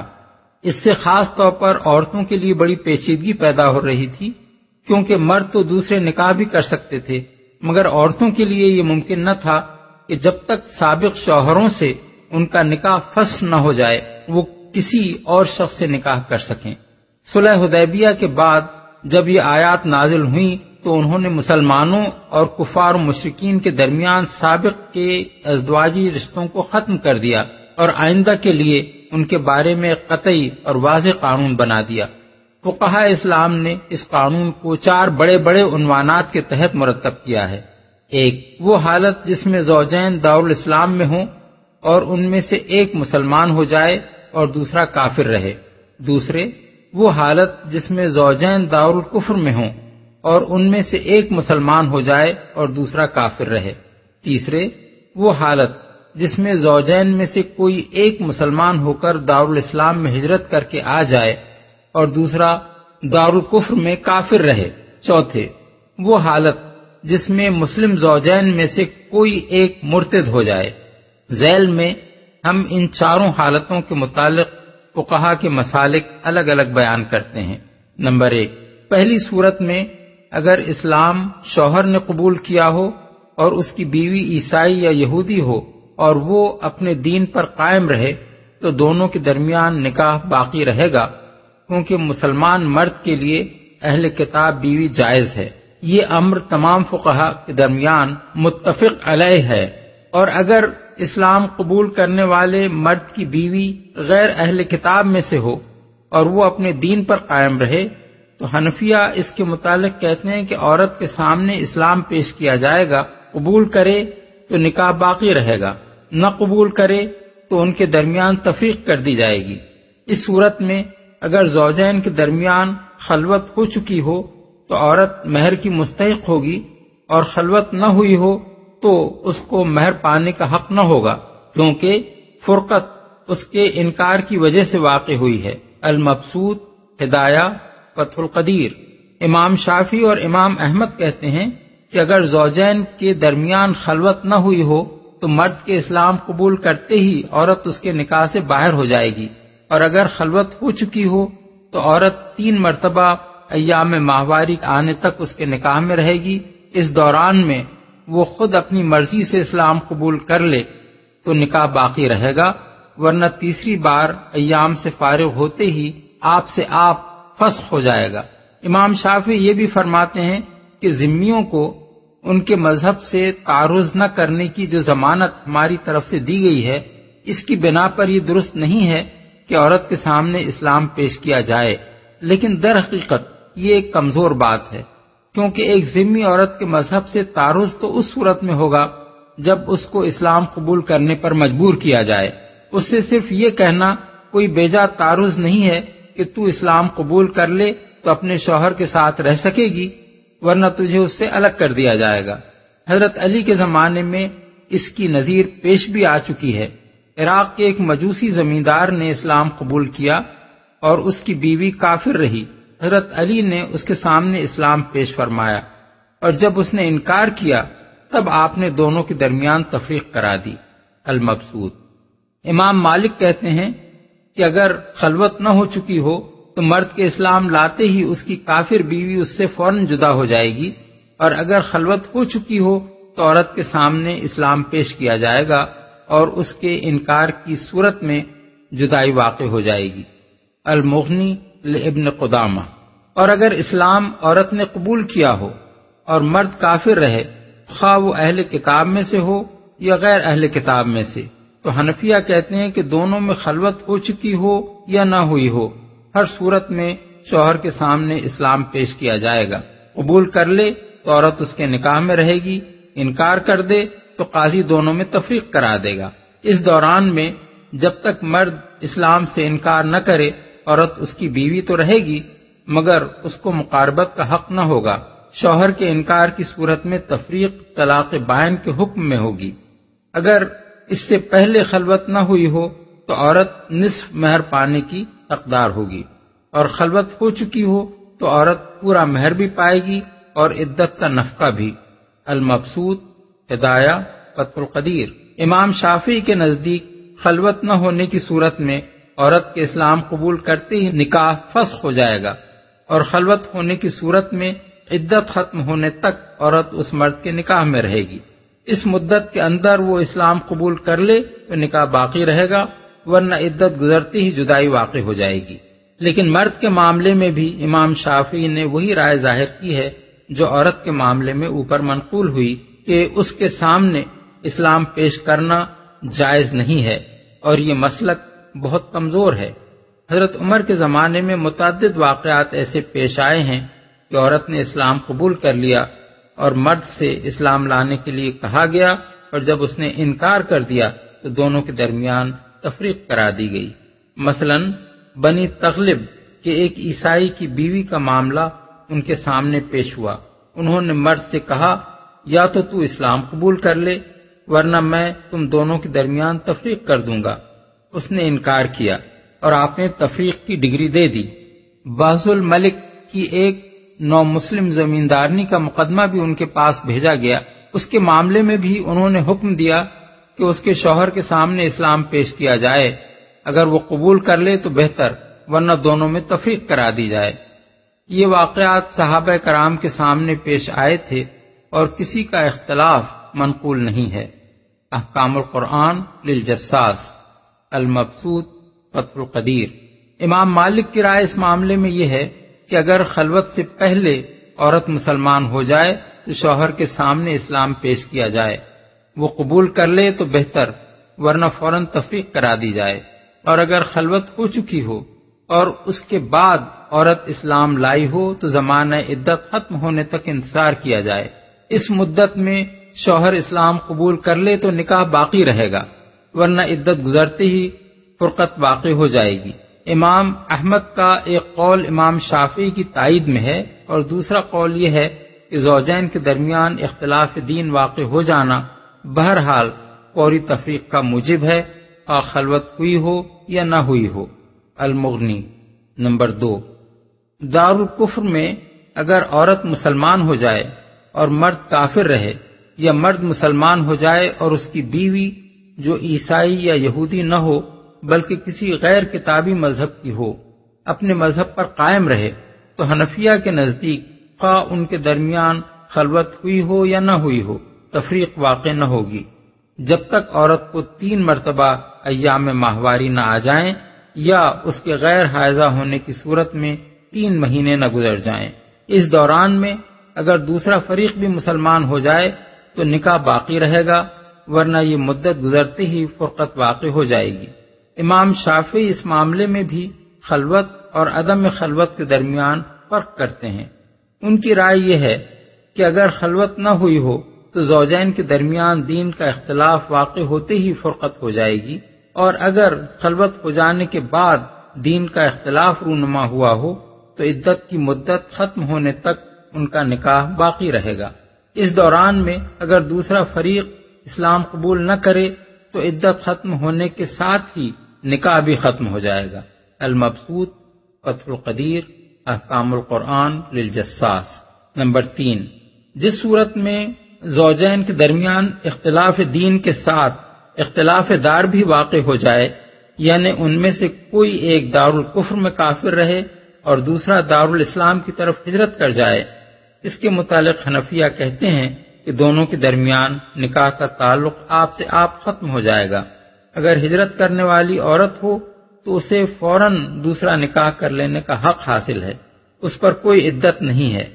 البتہ مقاربت کے لیے اس کے شوہر کو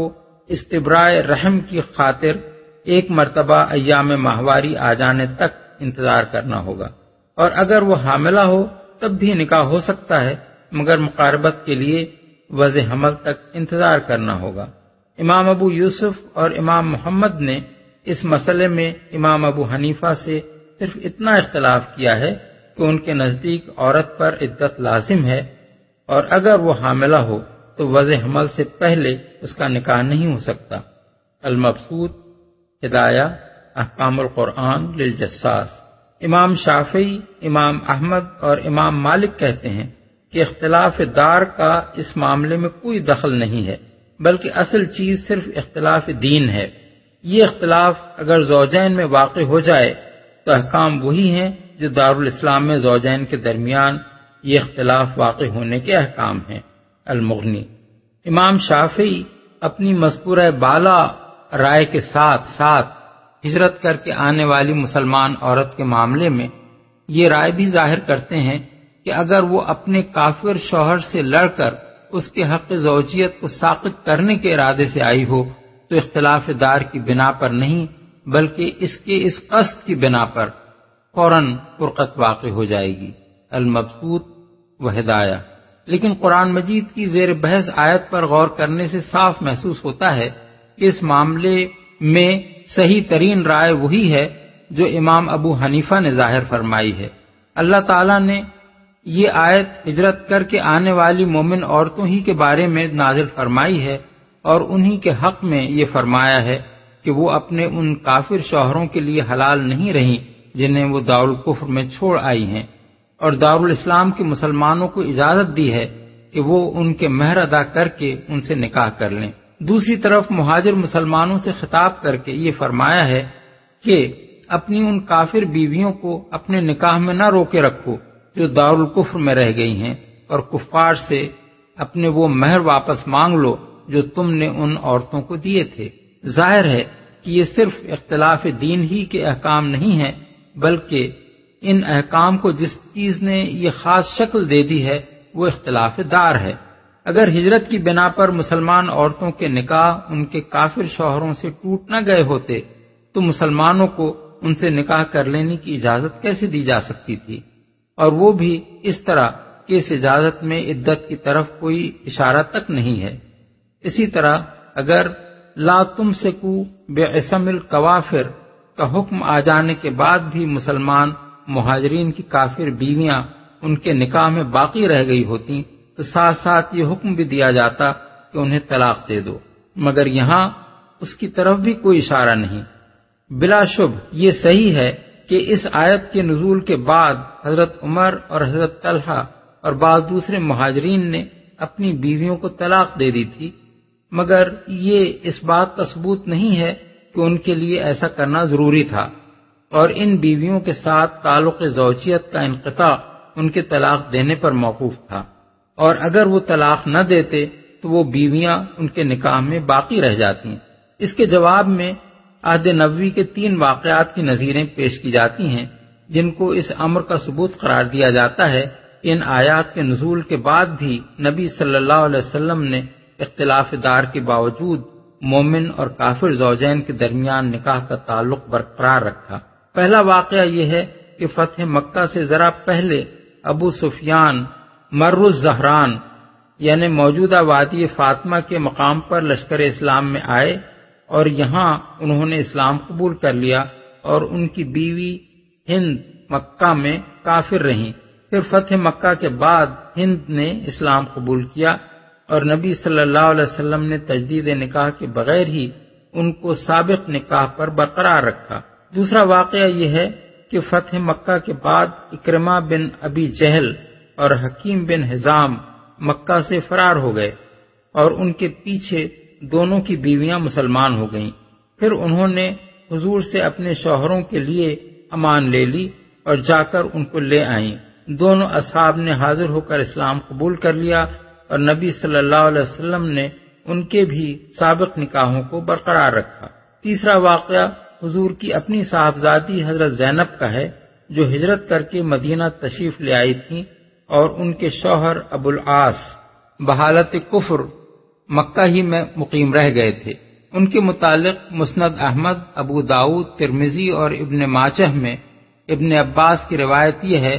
کہ وہ سن 8 ہجری میں مدینہ آ کر مسلمان ہوئے، اور حضور نے تجدید نکاح کے بغیر سابق نکاح ہی پر صاحبزادی کو ان کی زوجیت میں رہنے دیا۔ لیکن ان میں سے پہلے 2 واقعے تو در حقیقت اختلاف دار کی تعریف ہی میں نہیں آتے، کیونکہ اختلاف دار اس چیز کا نام نہیں ہے کہ ایک شخص عارضی طور پر ایک دار سے دوسرے دار کی طرف چلا گیا یا فرار ہو گیا، بلکہ یہ اختلاف صرف اس صورت میں واقع ہوتا ہے جب کوئی آدمی ایک دار سے منتقل ہو کر دوسرے دار میں آباد ہو جائے، اور اس کے اور اس کی بیوی کے درمیان موجودہ زمانے کی اصطلاح کے مطابق قومیت یعنی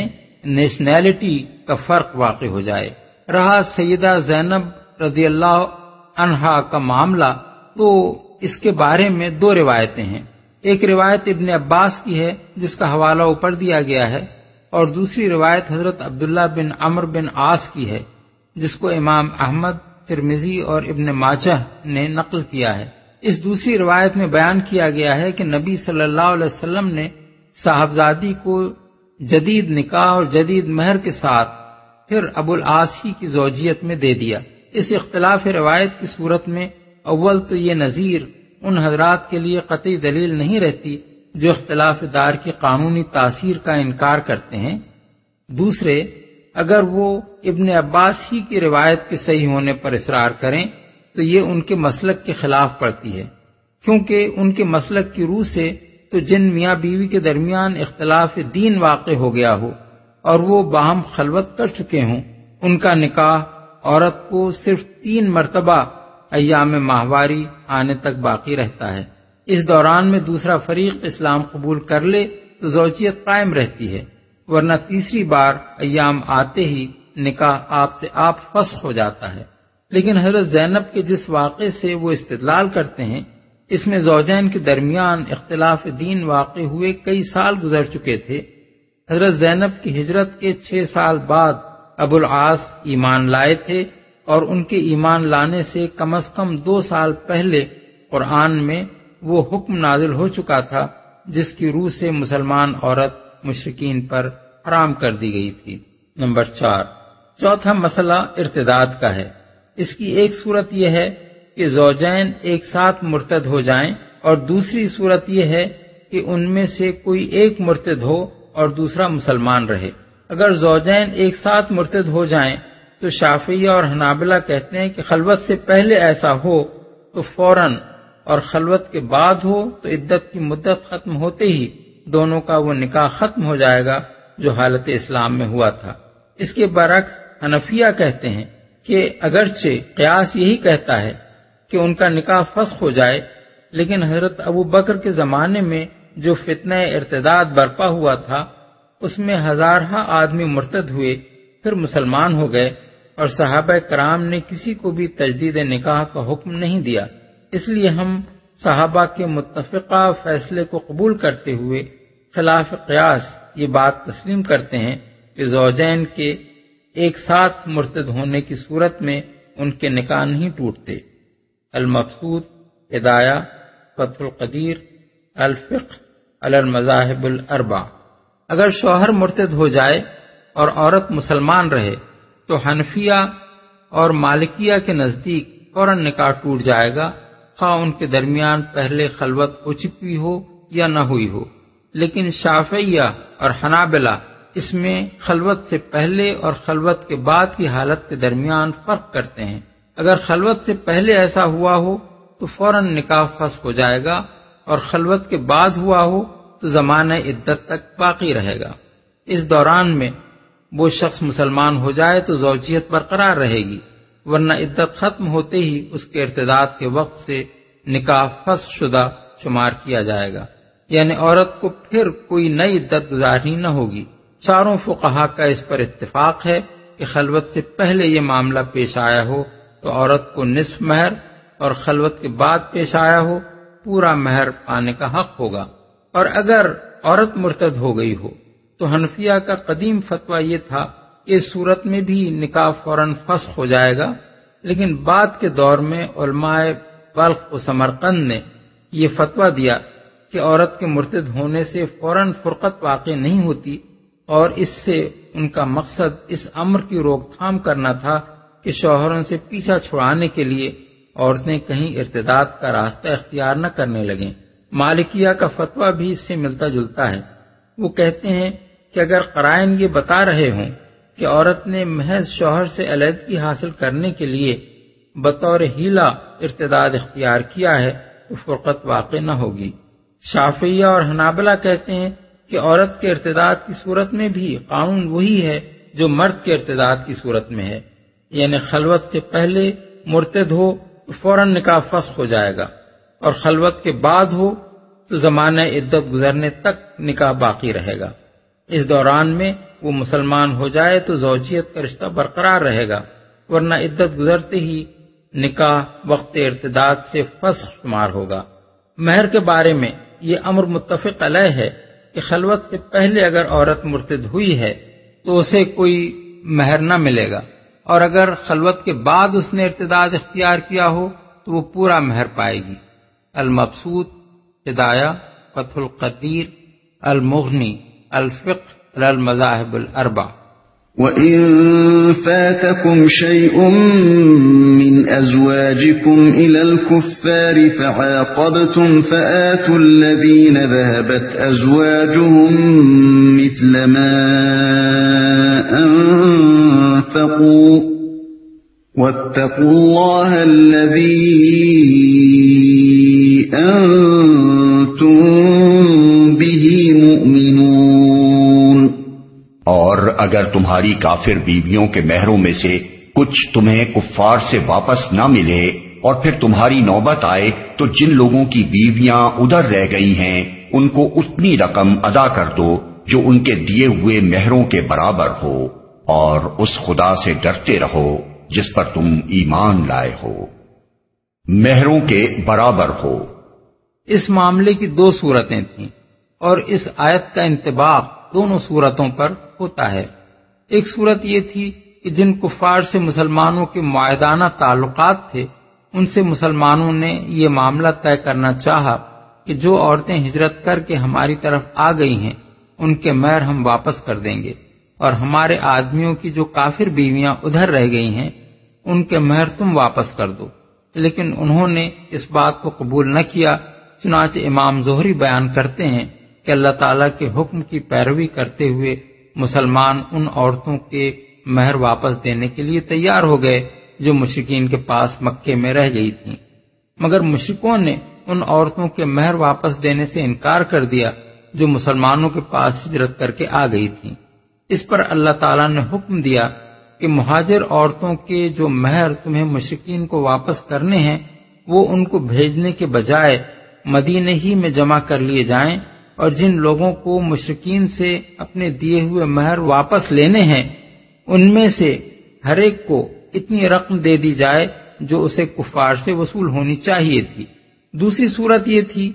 کہ جن کفار سے مسلمانوں کے معاہدانہ تعلقات نہ تھے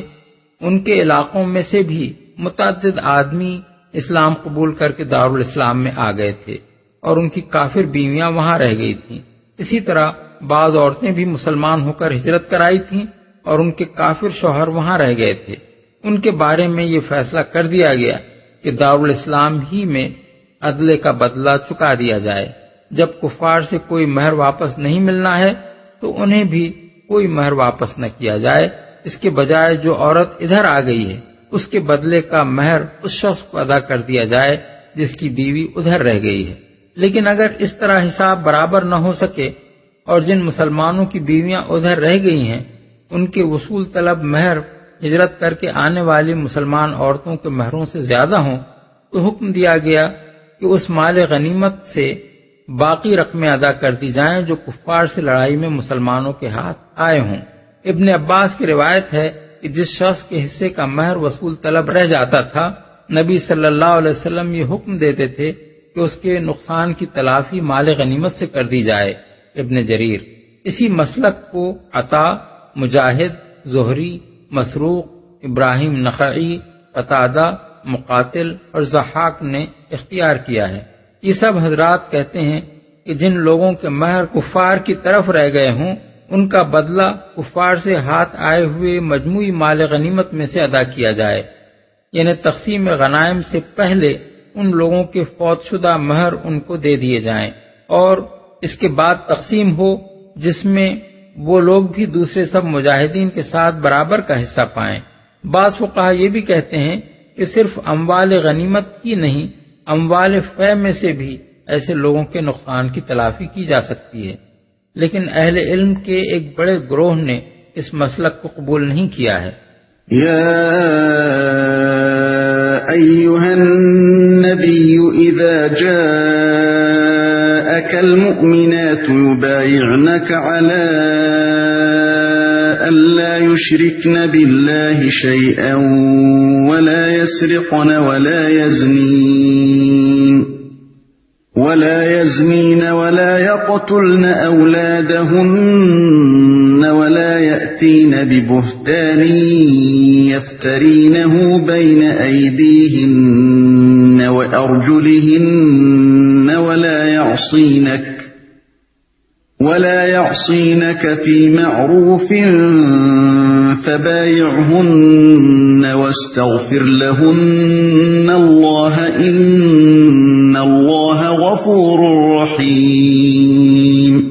اے نبی، جب تمہارے پاس مومن عورتیں بیعت کرنے کے لیے آئیں اور اس بات کا عہد کریں کہ وہ اللہ کے ساتھ کسی چیز کو شریک نہ کریں گی، چوری نہ کریں گی، زنا نہ کریں گی، اپنی اولاد کو قتل نہ کریں گی، اپنے ہاتھ پاؤں کے آگے کوئی بہتان گھڑ کر نہ لائیں گی، اور کسی امر معروف میں تمہاری نافرمانی نہ کریں گی تو ان سے بیعت لے لو اور ان کے حق میں اللہ سے دعائے مغفرت کرو، یقیناً اللہ درگزر فرمانے والا اور رحم کرنے والا ہے۔ بیعت کرنے کے لیے آئیں۔ جیسا کہ ہم پہلے بیان کر چکے ہیں، یہ آیت فتح مکہ سے کچھ پہلے نازل ہوئی تھی۔ اس کے بعد جب مکہ فتح ہوا تو قریش کے لوگ جوق در جوق حضور سے بیعت کرنے کے لیے حاضر ہونے لگے۔ آپ نے مردوں سے کوہ صفا پر خود بیعت لی اور حضرت عمر کو اپنی طرف سے مامور فرمایا کہ وہ عورتوں سے بیعت لیں اور ان باتوں کا اقرار کرائیں جو اس آیت میں بیان ہوئی ہیں۔ ابن جریر بروایت ابن عباس، ابن ابی حاتم بروایت قتادہ۔ پھر مدینہ واپس تشریف لے جا کر آپ نے ایک مکان میں انصار کی خواتین کو جمع کرنے کا حکم دیا اور حضرت عمر کو ان سے بیعت لینے کے لیے بھیجا۔ ابن جریر، ابن مردویہ، بزار ابن حبان بروایت ام عطیہ انصاریہ۔ عید کے روز بھی مردوں کے درمیان خطبہ دینے کے بعد آپ عورتوں کے مجمع کی طرف تشریف لے گئے اور وہاں اپنے خطبے کے دوران میں آپ نے یہ آیت تلاوت کر کے ان باتوں کا عہد لیا جو اس آیت میں مذکور ہوئی ہیں۔ بخاری بروایت ابن عباس۔ ان مواقع کے علاوہ بھی مختلف اوقات میں عورتیں فردن فردن بھی اور اجتماعی طور پر بھی آپ کی خدمت میں حاضر ہو کر بیعت کرتی رہیں، جن کا ذکر متعدد احادیث میں آیا ہے۔ چوری نہ کریں گی۔ مکہ معظمہ میں جب عورتوں سے بیعت لی جا رہی تھی اس وقت حضرت ابو سفیان کی بیوی ہند بنت عتبہ نے اس حکم کی تشریح دریافت کرتے ہوئے حضور سے عرض کیا، یا رسول اللہ، ابو سفیان ذرا بخیل آدمی ہیں، کیا میرے اوپر اس میں کوئی گناہ ہے کہ میں اپنی اور اپنے بچوں کی ضروریات کے لیے ان سے پوچھے بغیر ان کے مال میں سے کچھ لے لیا کروں؟ آپ نے فرمایا، نہیں، مگر بس معروف کی حد تک، یعنی بس اتنا مال لے لو جو فی الواقع جائز ضروریات کے لیے کافی ہو۔ احکام القرآن ابن عربی۔ اپنی اولاد کو قتل نہ کریں گی۔ اس میں اسقاط حمل بھی شامل ہے، خواہ وہ جائز حمل کا اسقاط ہو یا ناجائز حمل کا۔ کوئی بہتان گھڑ کر نہ لائیں گی۔ اس سے دو قسم کے بہتان مراد ہیں۔ ایک یہ کہ کوئی عورت دوسری عورتوں پر غیر مردوں سے آشنائی کی تہمتیں لگائے اور اس طرح کے قصے لوگوں میں پھیلائے، کیونکہ عورتوں میں خاص طور پر ان باتوں کے چرچے کرنے کی بیماری پائی جاتی ہے۔ دوسرا یہ کہ ایک عورت بچہ تو کسی کا جنے اور شوہر کو یقین دلائے کہ یہ تیرا ہی ہے۔ ابو داؤد میں حضرت ابو ہریرہ کی روایت ہے کہ انہوں نے حضور کو یہ فرماتے سنا ہے کہ جو عورت کسی خاندان میں کوئی ایسا بچہ گھسا لائے جو اس خاندان کا نہیں ہے، اس کا اللہ سے کوئی واسطہ نہیں اور اللہ اسے کبھی جنت میں داخل نہ کرے گا۔ تمہاری نافرمانی نہ کریں گی۔ اس مختصر سے فقرے میں دو بڑے اہم قانونی نکات بیان کیے گئے ہیں۔ پہلا نکتہ یہ ہے کہ نبی صلی اللہ علیہ وسلم کی اطاعت پر بھی اطاعت فی المعروف کی قید لگائی گئی ہے، حالانکہ حضور کے بارے میں اس امر کے کسی ادنا شبے کی گنجائش بھی نہ تھی کہ آپ کبھی منکر کا حکم بھی دے سکتے ہیں۔ اس سے خود بخود یہ بات واضح ہو گئی کہ دنیا میں کسی مخلوق کی اطاعت قانون خداوندی کے حدود سے باہر جا کر نہیں کی جا سکتی، کیونکہ جب خدا کے رسول تک کی اطاعت معروف کی شرط سے مشروط ہے تو پھر کسی دوسرے کا یہ مقام کہاں ہو سکتا ہے کہ اسے غیر مشروط اطاعت کا حق پہنچے اور اس کے کسی ایسے حکم یا قانون یا ضابطے اور رسم کی پیروی کی جائے جو قانون خداوندی کے خلاف ہو۔ اس قاعدے کو رسول اللہ صلی اللہ علیہ وسلم نے ان الفاظ میں بیان فرمایا ہے، لا طاعت فی معصیت اللہ انما الطاعت فی المعروف، یعنی اللہ کی نافرمانی میں کوئی اطاعت نہیں ہے، اطاعت صرف معروف میں ہے۔ مسلم، ابو داؤد، نسائی۔ یہی مضمون اکابر اہل علم نے اس آیت سے مستنبط کیا ہے۔ حضرت عبد الرحمن بن زید بن اسلم فرماتے ہیں، اللہ تعالیٰ نے یہ نہیں فرمایا کہ وہ تمہاری نافرمانی نہ کریں، بلکہ فرمایا یہ ہے کہ وہ معروف میں تمہاری نافرمانی نہ کریں۔ پھر جب اللہ تعالیٰ نے نبی تک کی اطاعت کو اس شرط سے مشروط کیا ہے تو کسی اور شخص کے لیے یہ کیسے سزاوار ہو سکتا ہے کہ معروف کے سوا کسی معاملے میں اس کی اطاعت کی جائے؟ ابن جریر۔ امام ابو بکر جساس لکھتے ہیں، اللہ کو معلوم تھا کہ اس کا نبی کبھی معروف کے سوا کسی چیز کا حکم نہیں دیتا، پھر بھی اس نے اپنے نبی کی نافرمانی سے منع کرتے ہوئے معروف کی شرط لگا دی تاکہ کوئی شخص کبھی اس امر کی گنجائش نہ نکال سکے کہ ایسی حالت میں بھی سلاطین کی اطاعت کی جائے جبکہ ان کا حکم اللہ کی اطاعت میں نہ ہو۔ نبی صلی اللہ علیہ وسلم کا ارشاد ہے، من اطاع مخلوقا فی معصیت الخالق صلت اللہ علیہ ذالک المخلوق، یعنی جو شخص خالق کی معصیت میں کسی مخلوق کی اطاعت کرے اللہ تعالیٰ اس پر اسی مخلوق کو مسلط کر دیتا ہے۔ احکام القرآن۔ علامہ آلوسی فرماتے ہیں، یہ ارشاد ان جاہلوں کے خیال کی تردید کرتا ہے جو سمجھتے ہیں کہ اولی الامر کی اطاعت مطلقاً لازم ہے۔ اللہ تعالیٰ نے تو رسول کی اطاعت پر بھی معروف کی قید لگا دی ہے، حالانکہ رسول کبھی معروف کے سوا کوئی حکم نہیں دیتا۔ اس سے مقصود لوگوں کو خبردار کرنا ہے کہ خالق کی معصیت میں کسی کی اطاعت جائز نہیں ہے۔ روح المعانی۔ پس در حقیقت یہ ارشاد اسلام میں قانون کی حکمرانی یعنی رول آف لا کا سنگ بنیاد ہے۔ اصولی بات یہ ہے کہ ہر کام جو اسلامی قانون کے خلاف ہو جرم ہے، اور کوئی شخص یہ حق نہیں رکھتا کہ ایسے کسی کام کا کسی کو حکم دے۔ جو شخص بھی خلاف قانون حکم دیتا ہے وہ خود مجرم ہے، اور جو شخص اس حکم کی تعمیل کرتا ہے وہ بھی مجرم ہے۔ کوئی ماتحت اس عذر کی بنا پر سزا سے نہیں بچ سکتا کہ اس کے افسر بالا نے اسے ایک ایسے فعل کا حکم دیا تھا جو قانون میں جرم ہے۔ دوسری بات جو آئینی حیثیت سے بڑی اہمیت رکھتی ہے یہ ہے کہ اس آیت میں 5 منفی احکام دینے کے بعد مثبت حکم صرف ایک ہی دیا گیا ہے، اور وہ یہ کہ تمام نیک کاموں میں نبی صلی اللہ علیہ وسلم کے احکام کی اطاعت کی جائے گی۔ جہاں تک برائیوں کا تعلق ہے وہ بڑی بڑی برائیاں گنا دی گئیں جن میں زمانہ جاہلیت کی عورتیں مبتلا تھیں اور ان سے باز رہنے کا عہد لے لیا گیا، مگر جہاں تک بھلائیوں کا تعلق ہے ان کی کوئی فہرست دے کر عہد نہیں لیا گیا کہ تم فلاں فلاں اعمال کرو گی، بلکہ صرف یہ عہد لیا گیا کہ جس نیک کام کا بھی حضور حکم دیں گے اس کی پیروی تمہیں کرنی ہوگی۔ اب یہ ظاہر ہے کہ اگر وہ نیک اعمال صرف وہی ہوں جن کا حکم اللہ تعالیٰ نے قرآن مجید میں دیا ہے تو عہد ان الفاظ میں لیا جانا چاہیے تھا کہ تم اللہ کی نافرمانی نہ کرو گی، یا یہ کہ تم قرآن کے احکام کی نافرمانی نہ کرو گی۔ لیکن جب عہد ان الفاظ میں لیا گیا کہ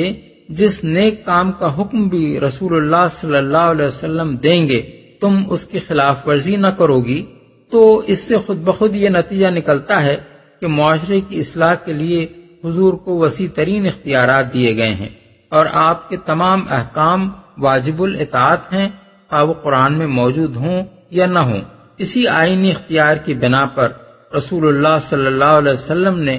بیعت لیتے ہوئے ان بہت سی برائیوں کے چھوڑنے کا عہد لیا جو اس وقت عرب معاشرے کی عورتوں میں پھیلی ہوئی تھیں، اور متعدد ایسے احکام دیے جو قرآن میں مذکور نہیں ہیں۔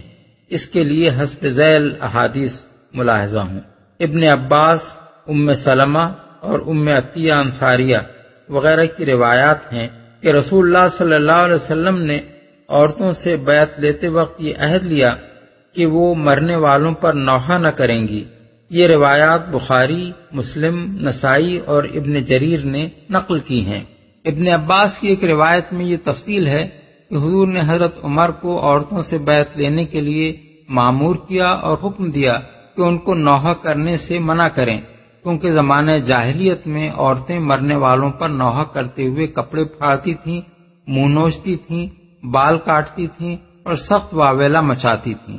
ابن جریر۔ زید بن اسلم روایت کرتے ہیں کہ آپ نے بیعت لیتے وقت عورتوں کو اس سے منع کیا کہ وہ مرنے والوں پر نوحہ کرتے ہوئے اپنے منہ نوچیں اور گریبان پھاڑیں اور واویلا کریں اور شعر گا گا کر بین کریں۔ ابن جریر۔ اسی کی ہمانی ایک روایت ابن ابی حاتم اور ابن جریر نے ایک ایسی خاتون سے نقل کی ہے جو بیعت کرنے والیوں میں شامل تھیں۔ قتادہ اور حسن بصری رحمہم اللہ کہتے ہیں کہ جو عہد حضور نے بیعت لیتے وقت عورتوں سے لیے تھے ان میں سے ایک یہ بھی تھا کہ وہ غیر محرم مردوں سے بات نہ کریں گی۔ ابن عباس کی روایت میں اس کی یہ وضاحت ہے کہ غیر مردوں سے تخلیہ میں بات نہ کریں گی۔ قتادہ نے مزید وضاحت یہ کی ہے کہ حضور کا یہ ارشاد سن کر حضرت عبد الرحمن بن عوف نے عرض کیا، یا رسول اللہ، کبھی ایسا ہوتا ہے کہ ہم گھر پر نہیں ہوتے اور ہمارے ہاں کوئی صاحب ملنے آ جاتے ہیں۔ آپ نے فرمایا، میری مراد یہ نہیں ہے، یعنی عورت کا کسی آنے والے سے اتنی بات کہہ دینا ممنوع نہیں ہے کہ صاحب خانہ گھر میں موجود نہیں ہے۔ یہ روایات ابن جریر اور ابن ابی حاتم نے نقل کی ہیں۔ حضرت فاطمہ رضی اللہ عنہا کی خالہ امیمہ بنت رقیقہ سے حضرت عبداللہ بن عمرو بن العاص نے یہ روایت نقل کی ہے کہ حضور نے ان سے یہ عہد لیا کہ نوحہ نہ کرنا اور جاہلیت کے سے بناؤ سنگھار کر کے اپنی نمائش نہ کرنا۔ مسند احمد، ابن جریر۔ حضور کی ایک خالہ سلمہ بنت قیس کہتی ہیں کہ میں انصار کی چند عورتوں کے ساتھ بیعت کے لیے حاضر ہوئی تو آپ نے قرآن کی اس آیت کے مطابق ہم سے عہد لیا، پھر فرمایا وَلَا تَغْشَشْنَ أَزْوَاجَكُنَّ، یعنی اپنے شوہروں سے دھوکے بازی نہ کرنا۔ جب ہم واپس ہونے لگیں تو ایک عورت نے مجھ سے کہا کہ جا کر حضور سے پوچھو شوہروں سے دھوکے بازی کرنے کا کیا مطلب ہے۔ میں نے جا کر پوچھا تو آپ نے فرمایا تاخذ مالہ فتحابی بہ غیرہ، یعنی یہ کہ تو اس کا مال لے اور دوسروں پر لٹائے۔ مسند احمد۔ ام عطیہ فرماتی ہیں کہ حضور نے بیعت لینے کے بعد ہمیں حکم دیا کہ ہم عیدین کی جماعت میں حاضر ہوا کریں گی، البتہ جمعہ ہم پر فرض نہیں ہے، اور جنازوں کے ساتھ جانے سے ہمیں منع فرما دیا۔ ابن جریر۔ جو لوگ حضور کے اس آئینی اختیار کو آپ کی حیثیت رسالت کی بجائے حیثیت امارت سے متعلق قرار دیتے ہیں اور کہتے ہیں کہ آپ چونکہ اپنے وقت کے حکمراں بھی تھے اس لیے اپنی اس حیثیت میں آپ نے جو احکام دیے وہ صرف آپ کے زمانے تک ہی واجب الاطاعت تھے، وہ بڑی جہالت کی بات کہتے ہیں۔ اوپر کی سطور میں ہم نے حضور کے جو احکام نقل کیے ہیں ان پر ایک نگاہ ڈال لیجئے۔ ان میں عورتوں کی اصلاح کے لیے جو ہدایات آپ نے دی ہیں وہ اگر محض حاکم وقت ہونے کی حیثیت سے ہوتی تو ہمیشہ ہمیشہ کے لیے پوری دنیا کے مسلم معاشرے کی عورتوں میں یہ اصلاحات کیسے رائج ہو سکتی تھیں؟ آخر دنیا کا وہ کون سا حاکم ہے جس کو یہ مرتبہ حاصل ہو کہ ایک مرتبہ اس کی زبان سے ایک حکم صادر ہو اور روئے زمین پر جہاں جہاں بھی مسلمان آباد ہیں وہاں کے مسلم معاشرے میں ہمیشہ کے لیے وہ اصلاح رائج ہو جائے جس کا حکم اس نے دیا ہے۔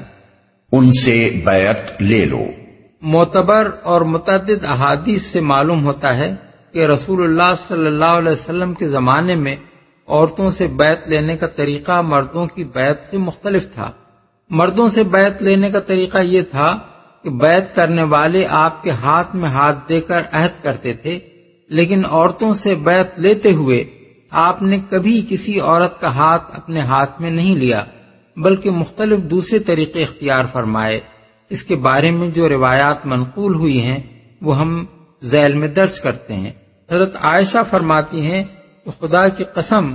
بیعت میں حضور کا ہاتھ کبھی کسی عورت کے ہاتھ سے چھوا تک نہیں ہے۔ آپ عورت سے بیعت لیتے ہوئے بس زبان مبارک سے یہ فرمایا کرتے تھے کہ میں نے تجھ سے بیعت لی۔ بخاری، ابن جریر۔ امیمہ بنت رقیقہ کا بیان ہے کہ میں اور چند عورتیں حضور کی خدمت میں بیعت کے لیے حاضر ہوئیں اور آپ نے قرآن کی اس آیت کے مطابق ہم سے عہد لیا۔ جب ہم نے کہا ہم معروف میں آپ کی نافرمانی نہ کریں گی تو آپ نے فرمایا فی مستطاعتن واتقاتن، یعنی جہاں تک تمہارے بس میں ہو اور تمہارے لیے ممکن ہو۔ ہم نے عرض کیا اللہ اور اس کا رسول ہمارے لیے خود ہم سے بڑھ کر رحیم ہے۔ پھر ہم نے عرض کیا یا رسول اللہ ہاتھ بڑھائیے تاکہ ہم آپ سے بیعت کریں۔ آپ نے فرمایا میں عورتوں سے مصافحہ نہیں کرتا، بس میں تم سے عہد لوں گا۔ چنانچہ آپ نے عہد لے لیا۔ ایک اور روایت میں ان کا بیان ہے کہ آپ نے ہم میں سے کسی عورت سے بھی مصافحہ نہیں کیا۔ مسند احمد، ترمذی، نسائی، ابن ماجہ، ابن جریر، ابن ابی حاتم۔ ابو داؤد نے مراسیل میں شعبی کی روایت نقل کی ہے کہ عورتوں سے بیعت لیتے وقت ایک چادر حضور کی طرف بڑھائی گئی، آپ نے بس اسے ہاتھ میں لے لیا اور فرمایا میں عورتوں سے مصافحہ نہیں کرتا۔ یہی مضمون ابن ابی حاتم نے شعبی سے، عبدالرزاق نے ابراہیم نخعی سے اور سعید بن منصور نے قیس بن ابی حازم سے نقل کیا ہے۔ ابن اسحاق نے مغازی میں ابان بن صالح سے روایت نقل کی ہے کہ حضور پانی کے ایک برتن میں ہاتھ ڈال دیتے تھے اور پھر اسی برتن میں عورت بھی اپنا ہاتھ ڈال دیتی تھی۔ بخاری میں حضرت عبداللہ بن عباس کی روایت ہے کہ عید کا خطبہ دینے کے بعد آپ مردوں کی صفوں کو چیرتے ہوئے اس مقام پر تشریف لے گئے جہاں عورتیں بیٹھی ہوئی تھیں۔ آپ نے وہاں اپنی تقریر میں قرآن مجید کی یہ آیت پڑھی، پھر عورتوں سے پوچھا تم اس کا عہد کرتی ہو؟ مجمع میں سے ایک عورت نے جواب دیا ہاں یا رسول اللہ۔ ایک روایت میں جسے ابن حبان، ابن جریر اور بزار وغیرہ نے نقل کیا ہے، ام عطیہ انصاریہ کا یہ بیان ملتا ہے کہ